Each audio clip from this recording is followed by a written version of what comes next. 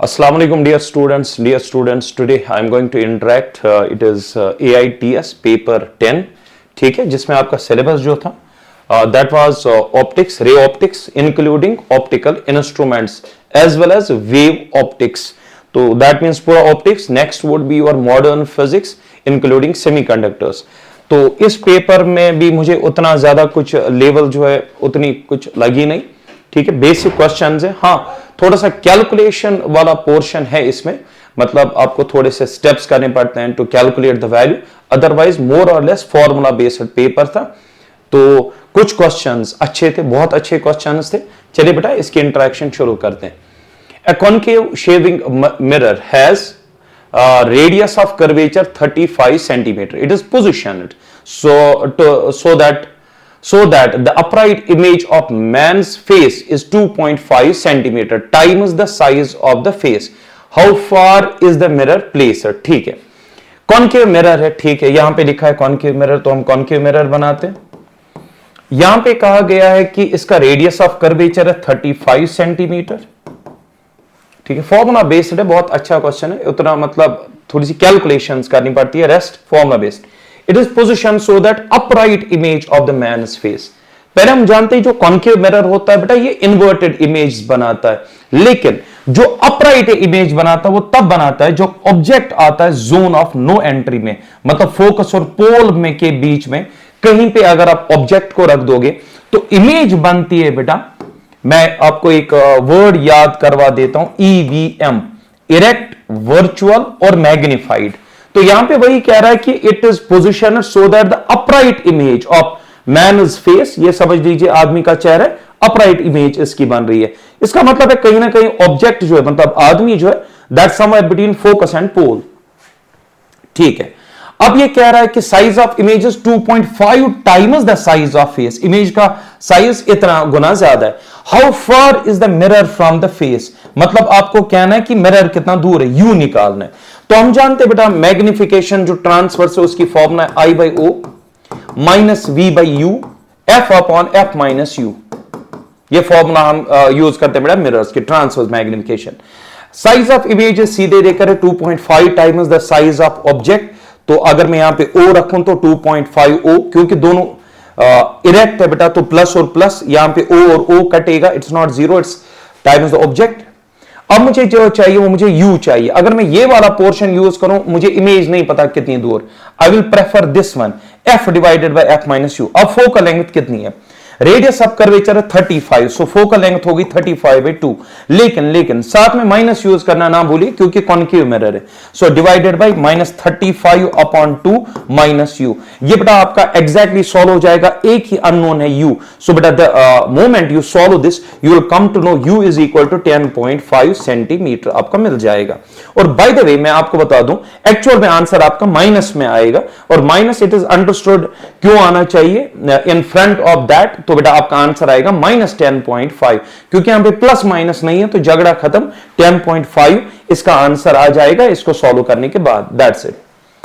चलिए, which is basically your option number second. चलिए बेटा next question, what can be the largest distance of an image of a real object from convex mirror. देखो बेटा सबसे पहले mirror कौन सा है, सर कॉन्वेक्स। हम सब जानते हैं इसमें जो इमेज बनती है इररेस्पेक्टिव ऑफ ऑब्जेक्ट कहां पे रखें, जो इमेज बनती है वो इस वर्ड से आप याद रख सकते हैं, डेविल।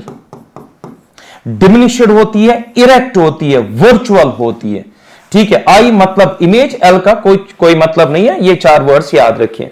सो डिमिनिश्ड, इरेक्ट, वर्चुअल और ये होती है बेटा इमेज इसकी, ठीक है। अब ध्यान से सुनिए क्या कह रहा है, what will be the largest distance of an object from the real. अब आपको बताना है इसकी ज्यादा से ज्यादा दूरी इमेज की ज्यादा से ज्यादा, what will the largest distance of the image of the real object of convex mirror, जिसकी रेडियस ऑफ कर्वेचर है 20।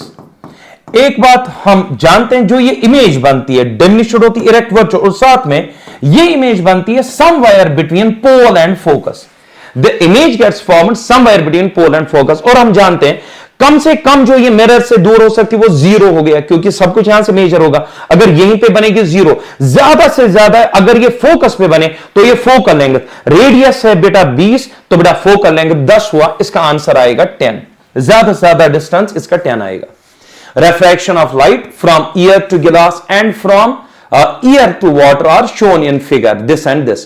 The value of angle theta in case refraction is shown in that. ध्यान से सुनिए बेटा, यहां पे रेफ्रैक्शन हो रही ईयर गिलास के बीच में, यहां वाटर ईयर के बीच में, यहां पे रेफ्रैक्शन हो रही है वाटर और गिलास के बीच में।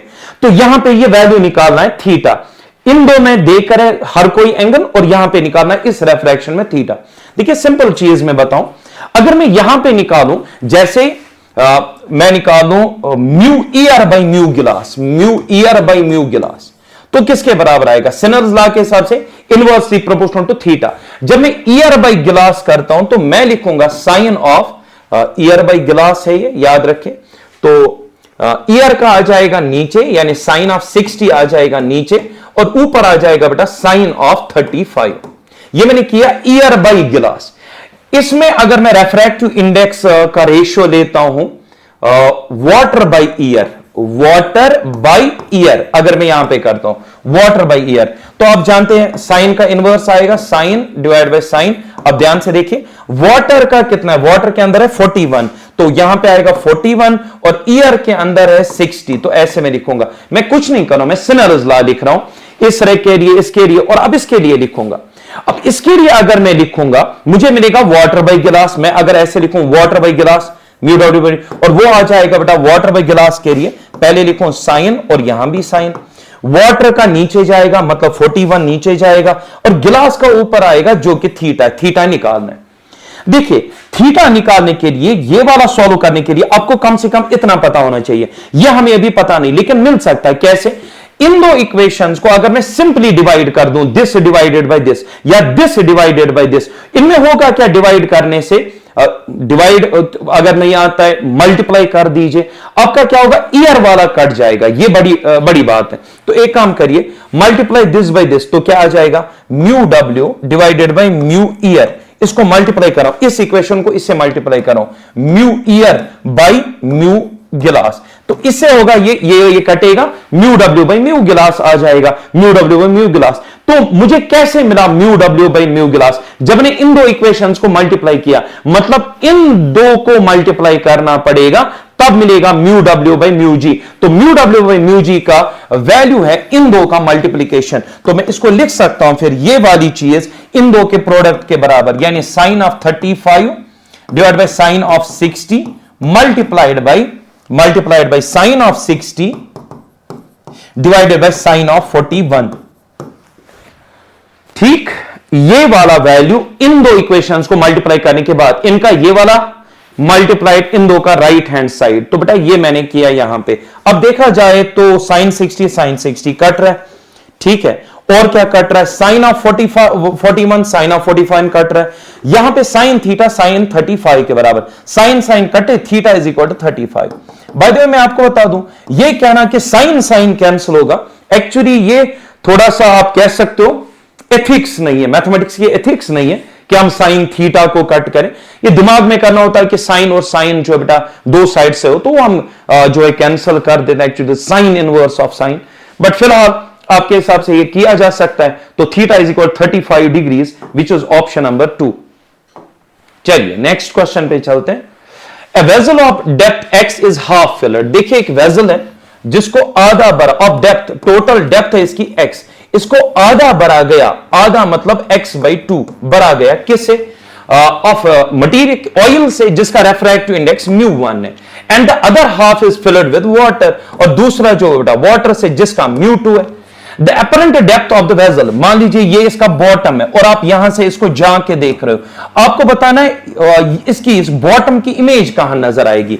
डी अपरेंट के लिए आपको पता होना चाहिए, जो हम फॉर्मूला क्लास में करवाते हैं, वो होता है मीडियम जिसमें ऑब्जर्वर प्रेजेंट, उसका refractive index 1 multiplied by x by mu, summation of x by mu.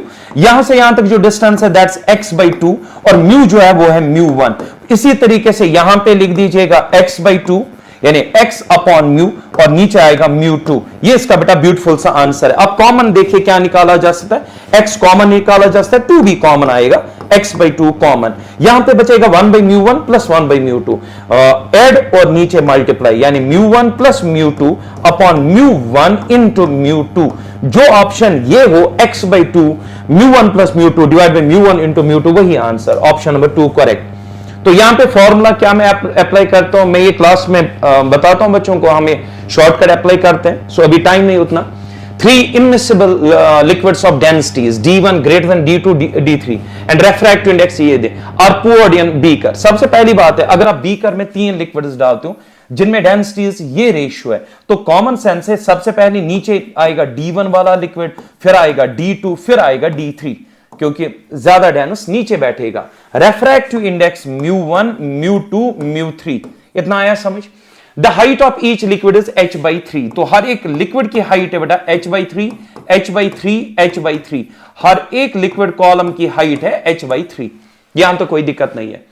A dot is made at the bottom, bottom पे एक डॉट है, आपको बताना है for normal vision find the opponent, यानी अगर मैं यहां से इसको जांच के देखूं, मुझे बताना है कि मुझे ये डॉट कहां नजर आएगा। सेम क्वेश्चन जो प्रीवियस किया, रेफ्रैक्टिव इंडेक्स ऑफ मीडियम जिसमें ऑब्जर्वर जिसमें वो 1 है, मल्टीप्लाइड बाय x/μ आएगा h/3, म्यू के बदले आएगा μ3 प्लस h/3, म्यू के बदले आएगा μ2 प्लस h/3, म्यू के बदले आएगा μ1, कॉमन निकाला जा सकता है h/3, और इस हिसाब से आपका आंसर आएगा ये वाला, क्योंकि इसमें माइनस है, माइनस माइनस, यहां पे प्लस तो है लेकिन h/6, जबकि कॉमन h/3 आएगा न कि h/6। Next question, critical angle for गिलास इज θ1। अच्छा ठीक है, क्रिटिकल एंगल फॉर गिलास, देखिए क्रिटिकल एंगल जो होता है फॉर गिलास की मैं बात करूं तो विद रेस्पेक्ट ईयर अगर मैं बात करूं, क्रिटिकल एंगल ऑफ गिलास, बट एक्चुअली जो क्रिटिकल एंगल होता है वो एक इंटरफेस का होता है, तो दूसरा इंटरफेस में खुद वैक्यूम या ईयर अगर मान लूं तो मैं ये कहूंगा critical angle of glass with respect year जो है बेटा, वो यहां पे मैं लिख सकता हूं रेयर बाई डेंसर, यानी ईयर बाई गिलास। वो देकर है, कितना देकर है, कुछ देकर है क्या, the critical angle of glass is θ1, यानी ये जो है ये देकर है θ1, so I will write here sin θ1, ठीक है, critical angle of glass with respect to air. दूसरा दिया हुआ है the critical angle of water and glass, so sine of theta, water and glass, ठीक है। वैसे यहां पे थोड़ा सा अगर मैं लिखूं गिलास एंड ईयर ही है, बट यहां पे ऐसे लिखना चाहिए आपको, रेयरर बाई डेंसर, आया समझ। तो यहां पे इसी तरीके से वाटर, तो बेटा यहां पे आएगा वाटर एंड ईयर का, तो यहां पे आएगा ईयर और ये आएगा वाटर, और ये देकर है हमें mu year divided by mu water, ये देकर है हमें θ2, तो मैं लिखूंगा साइन ऑफ θ2, ये देकर है। अब निकालना मुझे critical angle for what, the critical angle for water and glass surface would be, water and glass के लिए मुझे निकालना है क्रिटिकल एंगल। पहले आप समझ लें मैं क्या कह रहा हूं, यहां पे देखो साइन थीटा का 1 मुझे देकर है ना म्यू ए, और ये पता है मुझे, जरा मैं निकालो साइन थीटा का वैल्यू, साइन थीटा 1 का वैल्यू अगर मैं कहूं, जो कि है बेटा ईयर और गिलास के लिए, वो ईयर बाई गिलास है, 1 डिवाइड बाई गिलास का कितना है 3/2, 3 नीचे 2 ऊपर, ठीक है। इसी तरीके से अगर मैं इस साइन θ2 को जो है सॉल्व करूं, जो कि है बेटा ईयर वाटर इंटरफेस के लिए, ईयर का आएगा 1, वाटर का आएगा 4/3, 3 जाएगा बेटा ऊपर, हम जानते 2/3 आएगा आपका 0.6 के आसपास, 3/4 कितना जाएगा, यहां पे 0.7 आ जाएगा आई थिंक, हां जी 0.7, ठीक है। यहां पे हमें ये वैल्यूज मिल गए। अब मुझे किसके लिए निकालना है, the critical for water and glass interface is critical angle sine theta, water and glass, water और गिलास में से कौन है बेटा डेंसर, आई थिंक गिलास 1.5 है, ठीक है। तो यहां पे आएगा वाटर एंड गिलास, ये मुझे निकालना है। वाटर म्यू डब्ल्यू कितना है, वाटर कितना है 4/3, और गिलास कितना है, गिलास है बेटा डेंसर 3/2, तो 3/2 उल्टा करके 2/3 आ जाएगा, ठीक है। यहां पे आ जाएगा बेटा 8/9, तो ये आपका आ जाएगा लगभग 9, ये 0 पॉइंट कितना आ सकता है, 0.8 आई थिंक आ जाएगा 0.8 समथिंग, ठीक है, ठीक है, यहां तक ये आ जाएगा, ठीक है, 0.8 शायद ये आ जाए, एक सेकेंड,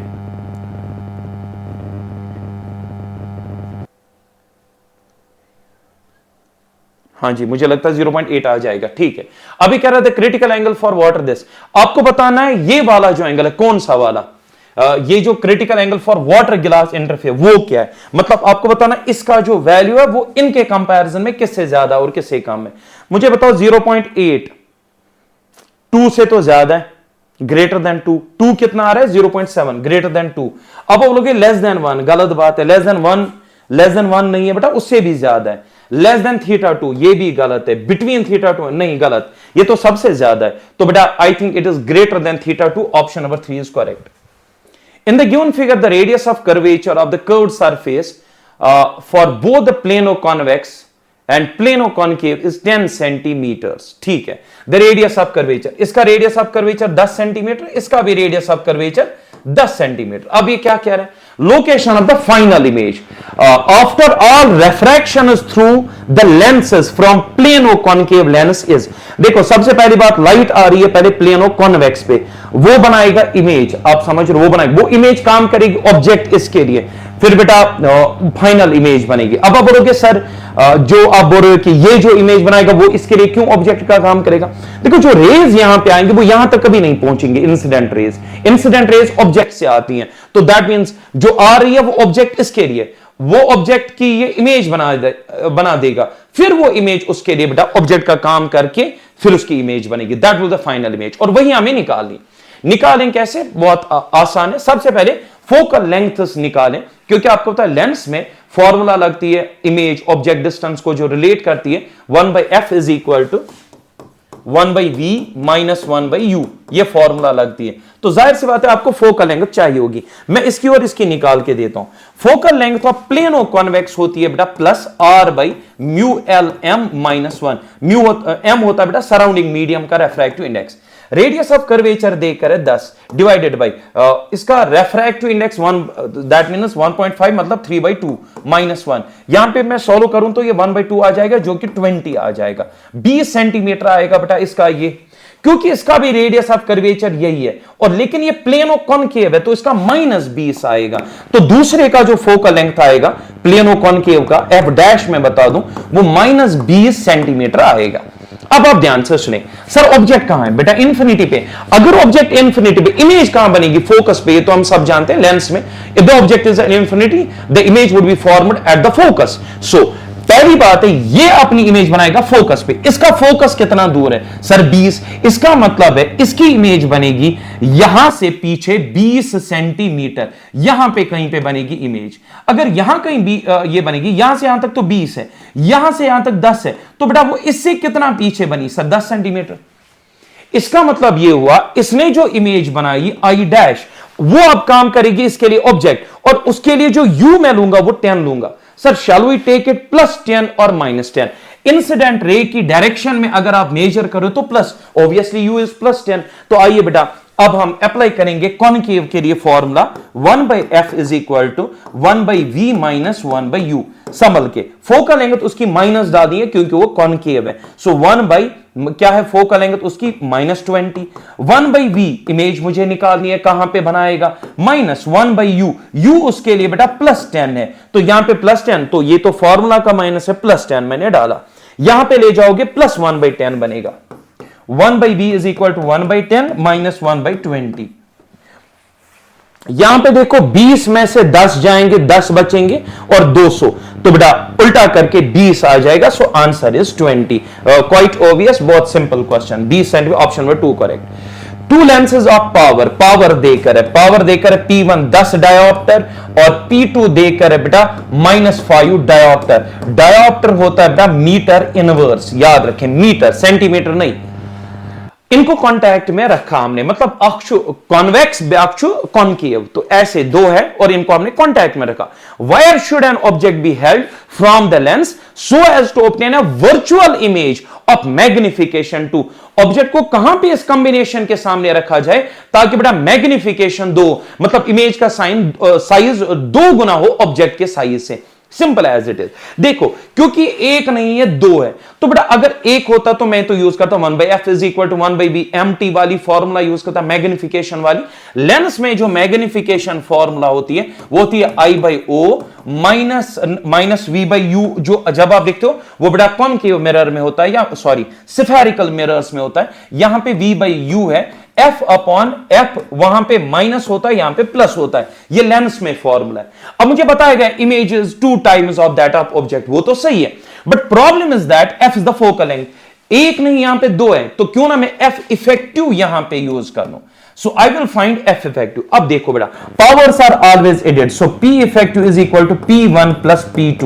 But जब आप powers डालेंगे with sign डालेंगे, देखो बेटा पहले का पावर है 10 और दूसरे का है -5, तो यहां पे आएगा 15 डायोप्टर प्लस 15 डायोप्टर आया नेट पावर। अब बताओ इफेक्टिव फोकल लेंथ क्या होगी, 1/f इफेक्टिव, या मैं क्यों लिख रहा हूं 1/f effective, f effective is equal to 1 upon p effective, ऐसे लिखा जाए, p इज इक्वल 1/f या f इज इक्वल 1/p, क्या फर्क पड़ता है। सो बेटा यहां पे 1 अपॉन 15 आएगा, 1 अपॉन 15, ये फिर से बता रहा हूं, इसका जो यूनिट यहां पे आएगा f का, वो मीटर्स में अभी आएगा, 1/15, you must remember it's 1/15 metres. Now my question is that कि आपको तो फोकल लेंथ मिल गई, अब आपको क्या चाहिए जरा बताओ, यू चाहिए आपको। यू निकालने के लिए एक चीज करो, ये और ये टर्म आप यूज करो। इमेज का साइज है 2 गुना दैट ऑफ ऑब्जेक्ट, तो 2:1 हो गया। एफ इफेक्टिव अब आपको पता है बेटा 1/15 है, तो मैं लिखूंगा 1/15, और वो भी प्लस, याद रखना प्लस 1/15, ये भी है 1/15, और यहां पे प्लस बेटा यू। ये सॉल्व करके आपको सिंपली यू मिल जाएगा। The moment you will calculate, आपको आपके जो ऑप्शंस है, ट्राई टू अंडरस्टैंड, एक है बेटा प्लस, एक है माइनस, आपका आंसर जो है वो -10 आ जाएगा, -10 सेंटीमीटर आएगा। सो साइन के साथ, क्योंकि 10 तो आंसर मिलेगा, बट साइन अच्छे से इसमें से देख लेना, आपका आंसर आना चाहिए -10 सेंटीमीटर। होप कि आपको समझ आए। A double convex lens made of glass of refractive index 1.56 has both radii of curvature, ठीक है, ऑफ मैग्नीट्यूड 20 सेंटीमीटर, ठीक है। डबल कॉन्वेक्स लेंस है, रेफ्रैक्टिव इंडेक्स है 1.56, दोनों रेडियस ऑफ कर्वेचर बराबर, और कितना बराबर 20 centimetre. If an object is at a distance of 10 centimetre from this lens, अगर एक ऑब्जेक्ट है इसके सामने 10 सेंटीमीटर, अब ये क्या डिमांड कर रहा है, the position of the image would B, आपको निकालना है इमेज की पोजिशन। लेंस का मामला है, v निकालना है, u देकर है, f चाहिए होगा। तो focal length of double convex पहले याद रखें, r/2 म्यू l m -1 होता है। अब बेटा रेडियस ऑफ कर्वेचर 20 डालिए, divided by 2 mu l refractive index of the lens जो है 1.56 माइनस हो जाएगा बेटा 1, ठीक है। अच्छा 1.56 माइनस 1 करो, 0.56 और यहां पे 2 10s आ जाएगा 20, 10 डिवाइडेड बाई 0.56, 10 डिवाइडेड बाई 0.56। आप यहां पे 00 ऊपर चढ़ाइए, 1000 डिवाइडेड बाई 56 हो जाएगा ये बेटा, और नीचे आएगा 56। ये आपका क्या मिला सर, ये फोकल लेंथ मिला किस में, सेंटीमीटर्स में, क्योंकि हमने रेडियस यूज करा बेटा, ये मिल गई फोकल लेंथ। अब ध्यान से देख, अगर f पता, u पता, तो v निकालना बहुत आसान है बेटा, इमेज डिस्टेंस निकालना बहुत आसान है। लेकिन एक चीज याद रखें, यहां पे ऑप्शंस दो सेम है, 22.86 same side of the object, 22.86 opposite side of the object. पहले मैं एक चीज बताऊं, ध्यान से सुने आप। देखो ये फोकल लेंथ अगर मैं कैलकुलेट करूं तो वो 10 से ज्यादा है, फोकल लेंथ अगर मैं देखूं वो 10 से ज्यादा। इसका मतलब ये हुआ, ये ऑब्जेक्ट आया है जोन ऑफ नो एंट्री में, मतलब इट स्टैंड्स, देखो ये 10 तो नहीं आएगा ना, मतलब अगर मैं इसको 50 भी मानो, शून्य कटेगा, तो यहां पे तो फिर भी बहुत ह्यूज गैप रहेगी। सो दैट मींस जो फोकल लेंथ है वो u से ज्यादा, u तो सिर्फ 10 है, इसका मतलब ये ऑब्जेक्ट फोकस से आगे आया, फोकस अगर इधर है, u इतना है। और हम जानते हैं बेटा जब ऐसा हो, सेम साइड से आता है, इमेज इसी साइड से बनेगी, ऑन द सेम साइड। जब आप इसका आंसर ढूंढोगे आपको आंसर मिलेगा सीधे 22.86। अब तो मैंने बताया कैसे, 1/f is equal to 1/v minus 1/u, ये आपका बेटा फॉर्मूला है। जब आप इसमें इस फॉर्मूला को यूज करके f मैंने यहीं से निकाल के दे दिया, ठीक है, इमेज डिस्टेंस निकालोगे, u आपका देकर है 10। और एक बात याद रखे साइन कन्वेंशन, अगर ये ऑब्जेक्ट है, रे जाएगी यहां से यहां, सब कुछ मेजर यहां से होगा, u आप लोगे माइनस, मैं सब कुछ बता रहा हूं, जो u लोगे ना 10 वो माइनस माइनस माइनस प्लस हो जाएगा, फिर वो इधर जाएगा, वो 1/f में से माइनस हो जाएगा। साइन कन्वेंशंस के साथ फोकल लेंथ प्लस के साथ डालोगे क्योंकि डबल कॉन्वेक्स है, u जब डालोगे माइनस डालना क्योंकि आप यहां से मेजर करोगे, जो v आपको एक्चुअली मिलेगा वो भी माइनस मिलेगा, और माइनस का मतलब होगा बेटा इन द सेम साइड, मतलब इस साइड से, और वो v आपको -22.86 सेंटीमीटर मिलेगा on the same side of the object, that's it. Double convex lens are to be manufactured from glass of refractive index this with both faces of same radius of curvature। ठीक है, देखो double convex lens double convex है, ठीक है, are to be manufactured from same glass 1.55 lenses, मतलब बहुत सारे बना रहे हो क्या, ठीक है, मैन्युफैक्चर्ड फ्रॉम सेम, ठीक है, with both faces of same radius of curvature, ठीक है। If the focal length is 20 what यार लेंसेज नहीं है, इट इज लेंस, एक ही लेंस बना रहा है, जज्बात समझो क्वेश्चन के, एक लेंस बना रहे हो जिसके डबल कॉन्वेक्स है, ठीक है, उसके दोनों रेडियस बराबर है, रेफ्रैक्टिव इंडेक्स ये है, और क्या कह रहा है, इसका रेडियस ऑफ कर्वेचर है 20 centimetre. What is the radius, focal length देकर है 20, एक second, just 1 second, it's not radius given, focus is given as 20 centimetre, निकालना बेटा रेडियस ऑफ कर्वेचर है। If the focal length is 20 what is the radius of curvature, तो जो बच्चे f is equal to r/2 use करें बेटा वो 10th fail होंगे जरूर, क्योंकि ये फॉर्मूला लगती है बेटा मिरर्स में, ये लेंस है बेटा, लेंस में जो फोकल लेंथ है डबल कॉन्वेक्स की वो है r/2 म्यू l m -1, ये है बेटा फॉर्मूला। अब मुझे r निकालना, f देकर है, उड़ा दो इसको और आपको आंसर मिलेगा, मैं वैल्यूज देता हूं, फोकल लेंथ जो देकर है वो 20 है, रेडियस निकालना है 2 हो गया, इधर लेंस का रेफ्रैक्टिव इंडेक्स 1.55 -1 0.55, ये 2 into that 40 into 0.55 would be the radius of curvature। once you solve it gives 22 centimetre, आपको आंसर मिलना चाहिए ऑप्शन नंबर सेकंड। चलिए बेटा next, a thin glass refractive index 1.5 lens has optical power of this, it is optical power in a liquid medium with refractive index this is। देखो मैं simple कहूंगा, एक चीज याद रखो, अगर हमारे पास लेंस होगा उसकी फोकल लेंथ f होगी, किस में, ईयर के अंदर, अगर उसी लेंस को डुबो दोगे किसी लिक्विड में वहां पे उसकी फोकल लेंथ समझो f डैश। अगर मैं आपको कहूं what is the relation between f and f dash, तो एक फॉर्मूला मैं पढ़ाता हूं ये क्लास में कि देयर इज अ रिलेशन। देखो f कहां है, जब वो प्रेजेंट है ईयर में, f डैश कहां है, जब वो प्रेजेंट है लिक्विड के अंदर, तो फॉर्मूला क्या है, f divided by f dash is equal to mu l -1 divided by mu l -1। अभी तक आई थिंक ये याद रहेगा, लेंस का रेफ्रैक्टिव इंडेक्स -1, लेंस का रेफ्रैक्टिव -1, याद रहा। अब देखो ये f किस में, ईयर में, वो ईयर यहां लिखना है, ये f डैश किस में, लिक्विड में, वो लिक्विड यहां पे लिखना है, तो बेटा ये आती है रिलेशन। अब देखो क्या मुझे दिया गया, ऑप्टिकल पावर देकर है, पावर को कन्वर्ट करो फोकल लेंथ में, ठीक है, और रेफ्रैक्टिव इंडेक्स भी देकर है, इट्स ऑप्टिकल पावर इन, देखो मुझे पावर चाहिए लेकिन मेरे पास जो फॉर्मूला है that's in terms of focal length, इसको मैं डायरेक्टली भी पावर में लिख सकता हूं, 1/that मैं कर सकता हूं, मैं कुछ भी कर सकता हूं, यहीं पे अगर मैं कहूं पावर, सो बेटा 1/f होता है, सो दैट मींस जो फोकल लेंथ का रेशियो है वो पावर का उल्टा है, मतलब power in air, sorry power in liquid, यहां पे लिख सकता हूं power in liquid divide by power in air is equal to mu l in liquid -1 refractive index of lens in air -1। चलिए आपके पास फुल टोस्टेड फॉर्मूला बन गई। अब इसमें करना क्या है, आपको निकालना है पावर इन लिक्विड, वो निकालना है, ईयर में पावर देकर है, वो देकर है कितना, has optical power of in year -8, यहां पे डालो -8, lens mu lens divided by mu l liquid -1, mu lens by mu year -1, you will substitute the values and you will get the answer, that is focal length, and it will come 1 diopter, simple as it is। ठीक है, कोई मसला नहीं, direct formula में based question है। what is the refractive index of the material of plano convex lens, what is the refractive index of plano convex lens है बेटा मेरे पास, if the radius of the curvature is 10 and the focal length is this. देखो plano convex lens है, ठीक है, हमें क्या देकर radius of curvature of the lens is 10 centimetre और फोकल लेंथ देकर है 30 और हमें निकालना है इसका रेफ्रैक्टिव इंडेक्स।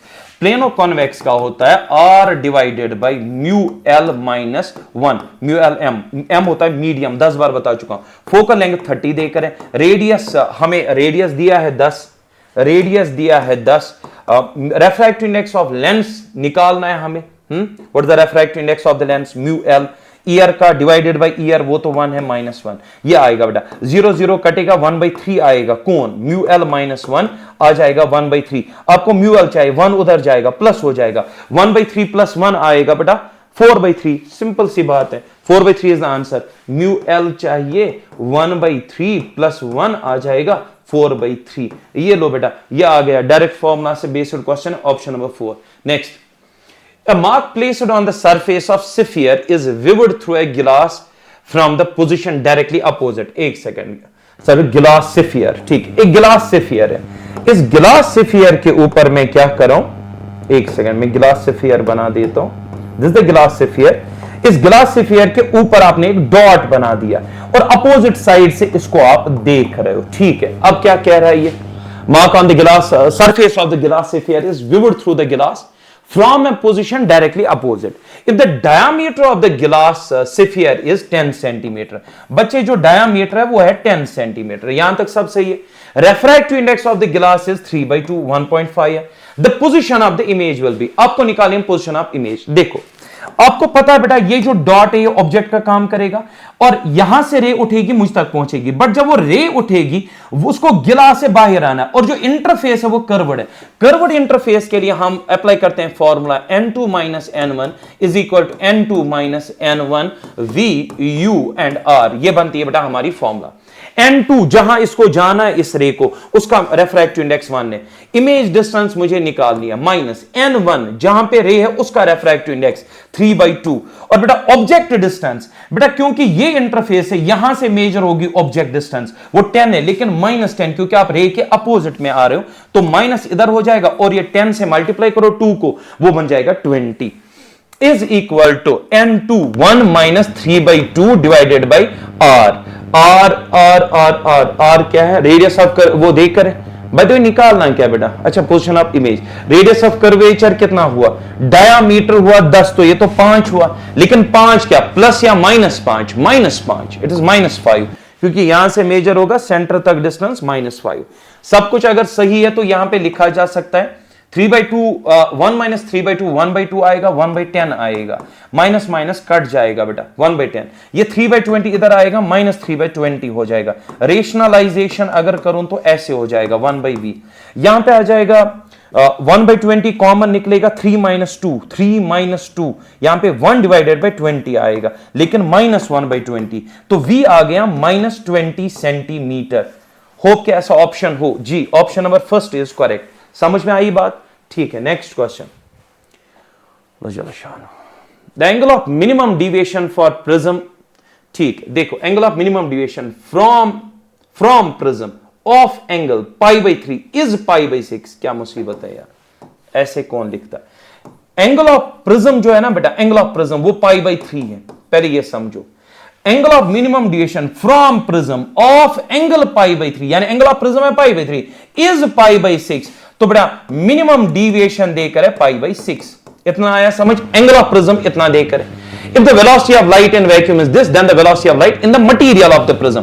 किसी भी मटेरियल में जो रे ऑफ लाइट की वेलोसिटी होती है बेटा वो होती है c/μ। तो अगर आपको वेलोसिटी चाहिए ना इस गिलास स्लैब के अंदर, आपको गिलास स्लैब का म्यू चाहिए। म्यू देकर नहीं, इसके बदले ये दो देकर है तो there is a relation mu is equal to sine a plus del min/2 divide by sine of a/2। ठीक है, अब मुझे एक चीज बता दो, म्यू मुझे चाहिए, म्यू निकालना है। साइन ऑफ a कितना है बेटा? Angle of prism 60 plus del min कितना देकर है 30 divided by 2 whole divided by sine of 60/2 है ना। 60 यह आएगा 60 a/2 जो मैं करूंगा 60 वो तो 30 आएगा। ये बनेगा 90/2 45, ऊपर आएगा साइन ऑफ 45 और नीचे बेटा साइन ऑफ 30। जरा साइन ऑफ 45 कितना होता है? साइन ऑफ 45 होता है 1/√2 और साइन ऑफ 30 होता है 1/2, तो उल्टा हो जाएगा, वो 2/1 बनेगा।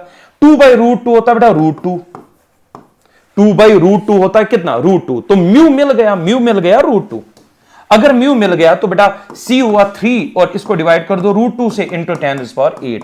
3 divided by √2, 3 divided by √2 212 into 10⁸8 metre पर second. Option number 1 correct. Small angle prism gives deviation of this angle of prism. Small angle prism वो होता है जिसका angle of prism less than 10 degree, और इसमें जो डेविएशन होती है वो होती है a इंटू म्यू -1 फॉर्मूला। अब बता बेटा डेविएशन कितनी देकर है? 4.8। एंगल ऑफ प्रिज्म निकालना है, म्यू कितना देकर है? 1.62, माइनस करेंगे बेटा 1, ये इसकी फॉर्मूला है। अब मुझे बताओ मुझे क्या निकालना है? एंगल ऑफ प्रिज्म निकालना है। 1.62 माइनस 0.62, 0.62 डिवाइड हो जाएगा, a is equal 4.8 divide by 0.62।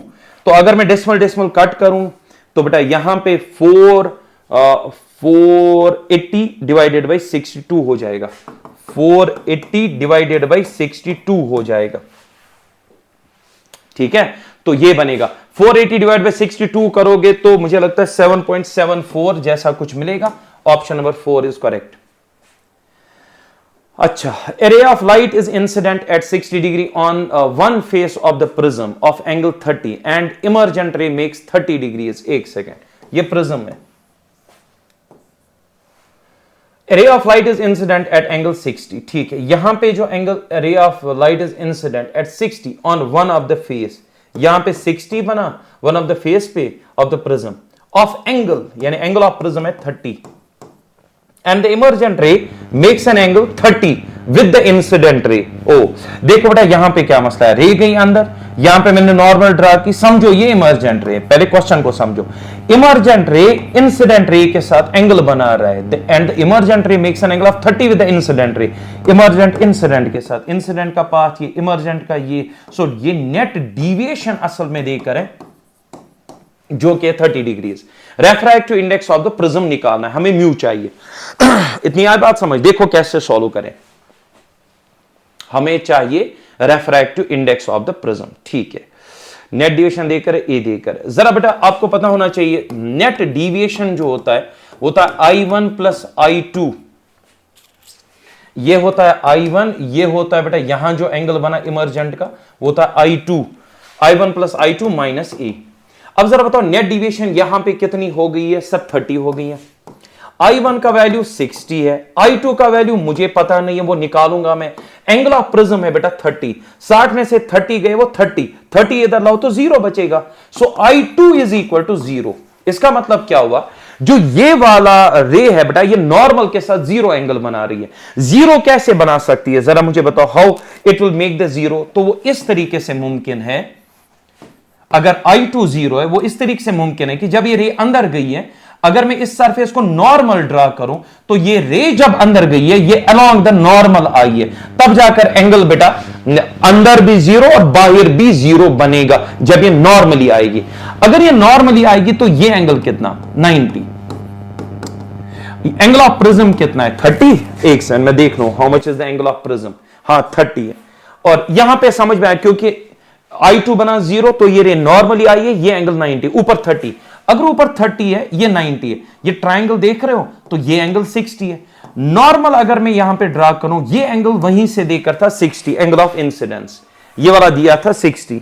मुझे ये बता दो अगर इतना 60 है, ये नॉर्मल है, तो ये कितना है सर? 30। यहां पे लगाया जा सकता है सिनेलस लॉ और आपको मिल जाएगा mu. Now I can apply Snell's law, 1 into sine of 60। यहां पे लगाओ सिनेलस लॉ अंदर, mu into sine of 30। Sine of 30 होता है बेटा 1/2, साइन ऑफ 60 होता है √3/2 म्यू, और साइन ऑफ 30 होता है कितना? 1/2। 2 कटेगा, म्यू इज इक्वल टू √3, 1.732 वही निकालना था, 1.732। Option number first correct. So that means इस तरीके से आई बात समझ। चलो next question. A compound microscope consists of an objective lens। आप जानते हैं कंपाउंड माइक्रोस्कोप जो होता है बेटा इसमें ऑब्जेक्टिव होता है और इसमें आई पीस होता है। ऑब्जेक्टिव होता है छोटा, आई पीस होता है बेटा बड़ा। ये होता है कुछ इस तरीके से, ठीक है। कंपाउंड माइक हैज, ये ऑब्जेक्टिव है, फॉर एग्जांपल यहां पे कहीं ऑब्जेक्ट रखा आपने, फिर इसने इमेज बनाता है, थोड़ी सी बड़ी इमेज बनाता है, वो इमेज इसके लिए ऑब्जेक्ट है, ये बनाता है सबसे बड़ी image. This the working of this. ये ऑब्जेक्ट होता है, ये आई पीस होता है। Focal length of objective, focal length of eyepiece. अगर मैं F0 FE दूं, देख कर क्या जरा देखो, a cupboard microscope has objective lens with focal length F0 should दित गोबरा कोता should दित 1 सेंटीमीटर, आई पीस की फोकल लेंथ भी देकर 2 centimetre. Length of the tube हुआ बेटा इन दो लेंसेज के बीच में डिस्टेंस। अच्छा, वो लेंथ ऑफ ट्यूब कितना देकर है 20 सेंटीमीटर। मैग्निफिकेशन निकालनी है। देख बेटा, मैग्निफिकेशन जो कंपाउंड माइक्रोस्कोप की होती है magnification of objective multiplied by magnification of eyepiece. दो लेंसेज जब भी आप एक दूसरे के सामने रखें, magnifications are multiplied and their powers are added with sign. आप लेना ना बोले, मैग्निफिकेशन दो हैं तो मैग्निफिकेशन इसकी और टोटल में उनका मल्टीप्लाई, दिस इज टोटल। अच्छा, ऑब्जेक्टिव की मैग्निफिकेशन होती है ऐसे, हम अगर मैं लिखूं V0 by U0, ठीक है। आईपीएस की होती है D by UE, ये होता है बेटा। लेकिन मैग्निफिकेशंस दो होते हैं, एक होता है नॉर्मल एडजस्टमेंट, एक होता है बेटा स्ट्रेन्ड आई कंडीशन। नॉर्मल एडजस्टमेंट मतलब वो होता है कि जब आई रिलैक्स करे, और जब नॉर्मल एडजस्टमेंट के लिए मैं इसको सॉल्व करूं, नॉर्मल एडजस्टमेंट के लिए ये हमारा बन जाएगा V0 by U0 multiplied by D by UE, नहीं आएगा FE आएगा। ये फिर से मैं बताऊं, ये मैग्निफिकेशन है अंडर नॉर्मल एडजस्टमेंट कंडीशंस।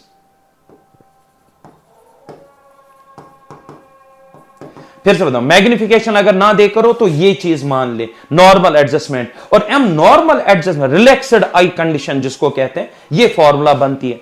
दिक्कत मेरे पास एक चीज है, D by FE कोई दिक्कत नहीं है, दोनों पता है, D25 FE देकर है। दिक्कत है V0 by U0 को क्या करो। तो अगर V0 by U0 नहीं देकर है तो आप बेटा लेंथ ऑफ ट्यूब के डायरेक्ट फॉर्म में लिख सकते हो इस फॉर्मूला को। सर बताओ कैसे लिखें इसको इस फॉर्म में, तो थोड़ा मैं स्पेस बना दूं। You can write here M normal adjustment is equal to L by F naught multiplied by D by FE। ये फॉर्मूला बनती है बेटा इसकी, L by F naught multiplied by D by FE। आप ये फॉर्मूला यूज कर सकते हैं। लेंथ कितनी देखकर है sir 20, F naught focal length of objective कितना है, my common mic objective and objective lens with focal length 1 है बेटा। D कितना हुआ 25, आई पीस कितना है 2, यहां पे हो जाएगा 10, 25 into 10 250 must be the answer. तो ये फॉर्मूला आप ध्यान से देखें, V0 by U0 के बदले L by F0 लिखा जा सकता है, याद रखें इसके बराबर होता है। और जब मैग्निफिकेशन देकर ना हो कौन सी है, इज इट स्ट्रेन्ड आई और नॉर्मल एडजस्टमेंट, रिलैक्स्ड आई, तो याद रखें by default normal adjustment, relaxed eye. अजान हो रही, एक मिनट, सल्लल्लाहु अलैहि वसल्लम। देखिए बेटा, अब चलते हैं इस क्वेश्चन पे। In an astronomical telescope in normal adjustment, यहां पे लिखा है मोटा मोटा normal adjustment, straight black line of length L is drawn on the objective. देखिए हम जानते हैं जो एस्ट्रोनॉमिकल टेलीस्कोप होता है बेटा वो कुछ इस तरीके से होता है, ठीक है। यहां पे आपने क्या करा है, इस ऑब्जेक्टिव लेंस के ऊपर एक लाइन ड्रा करी आपने। ये है बेटा एक लाइन जिसकी लेंथ है, sorry this is the line जिसकी लेंथ है बेटा L, ठीक है। अब क्या हो रहा है, नॉर्मल एडजस्टमेंट है। अगर नॉर्मल एडजस्टमेंट है so the length between the to lenses F0 plus FE होगा, ये हम जानते हैं। F0 इसकी focal length, FE total distance, normal adjust में F0 प्लस FE होगा। The IPS forms a real image of this line, ये इसकी रियल इमेज बना रहा है ये वाला। So for example this the real image, क्योंकि रियल इमेज हमेशा अपोजिट टू द, अगर ये इसके लिए ऑब्जेक्ट का काम करेगा। देखो इस लेंस का कोई काम ही नहीं है, इसको हटा दो क्योंकि आपने लाइन लेंस के ऊपर बना दी, इसको हटा दो। आईपीएस इसकी रियल इमेज बना रहा है, मतलब वो इमेज अपोजिट साइड में होगा। तो मुझे बताओ इस आईपीएस के लिए यहां से यहां तक जो डिस्टेंस है F0 FE, वो किसका काम करेगा सर, U का काम करेगा। अच्छा, मुझे क्या बताना है? The magnification of the telescope. पहले हम जानते हैं जो मैग्निफिकेशन होती है वो होती है बेटा एफ नॉट बाई यू ई, और नॉर्मल एडजस्टमेंट में, अंडर नॉर्मल एडजस्टमेंट, वो होती है F naught by F E. But दिक्कत है ना, एफ नॉट देकर है ना एफ ई। लेकिन हम जानते हैं बेटा, अभी याद रखो, इस लेंस का कोई काम नहीं है, ये आईपीस इस लाइन की इमेज बना रहा है, पूरा फोकस आपका जाना चाहिए इस एक सिंगल लेंस पे। और याद रखें, इसमें जो आप मैग्निफिकेशन की फॉर्मूला अगर वो अप्लाई करें तो मैग्निफिकेशन की फॉर्मूला होगी height of image divided by height of object is equal to F upon F plus U. ये फॉर्मूला हम यूज कर सकते हैं। देखिए, फोकल लेंथ इसकी पॉजिटिव लेंगे आप, वो होगी एफ ई, मैं यहां पे यूज करूं। हाइट ऑफ इमेज जो है बेटा वो मैं आई मान रहा हूं, जो कि क्वेश्चन कह रहा है। हाइट ऑफ ऑब्जेक्ट जो है बेटा वो एल देकर है according to the question.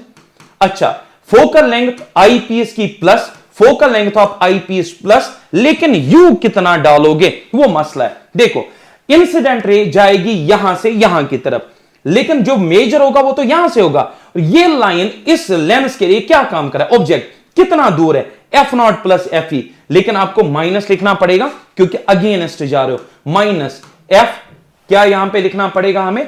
F not plus F E, ये हमारा यू है।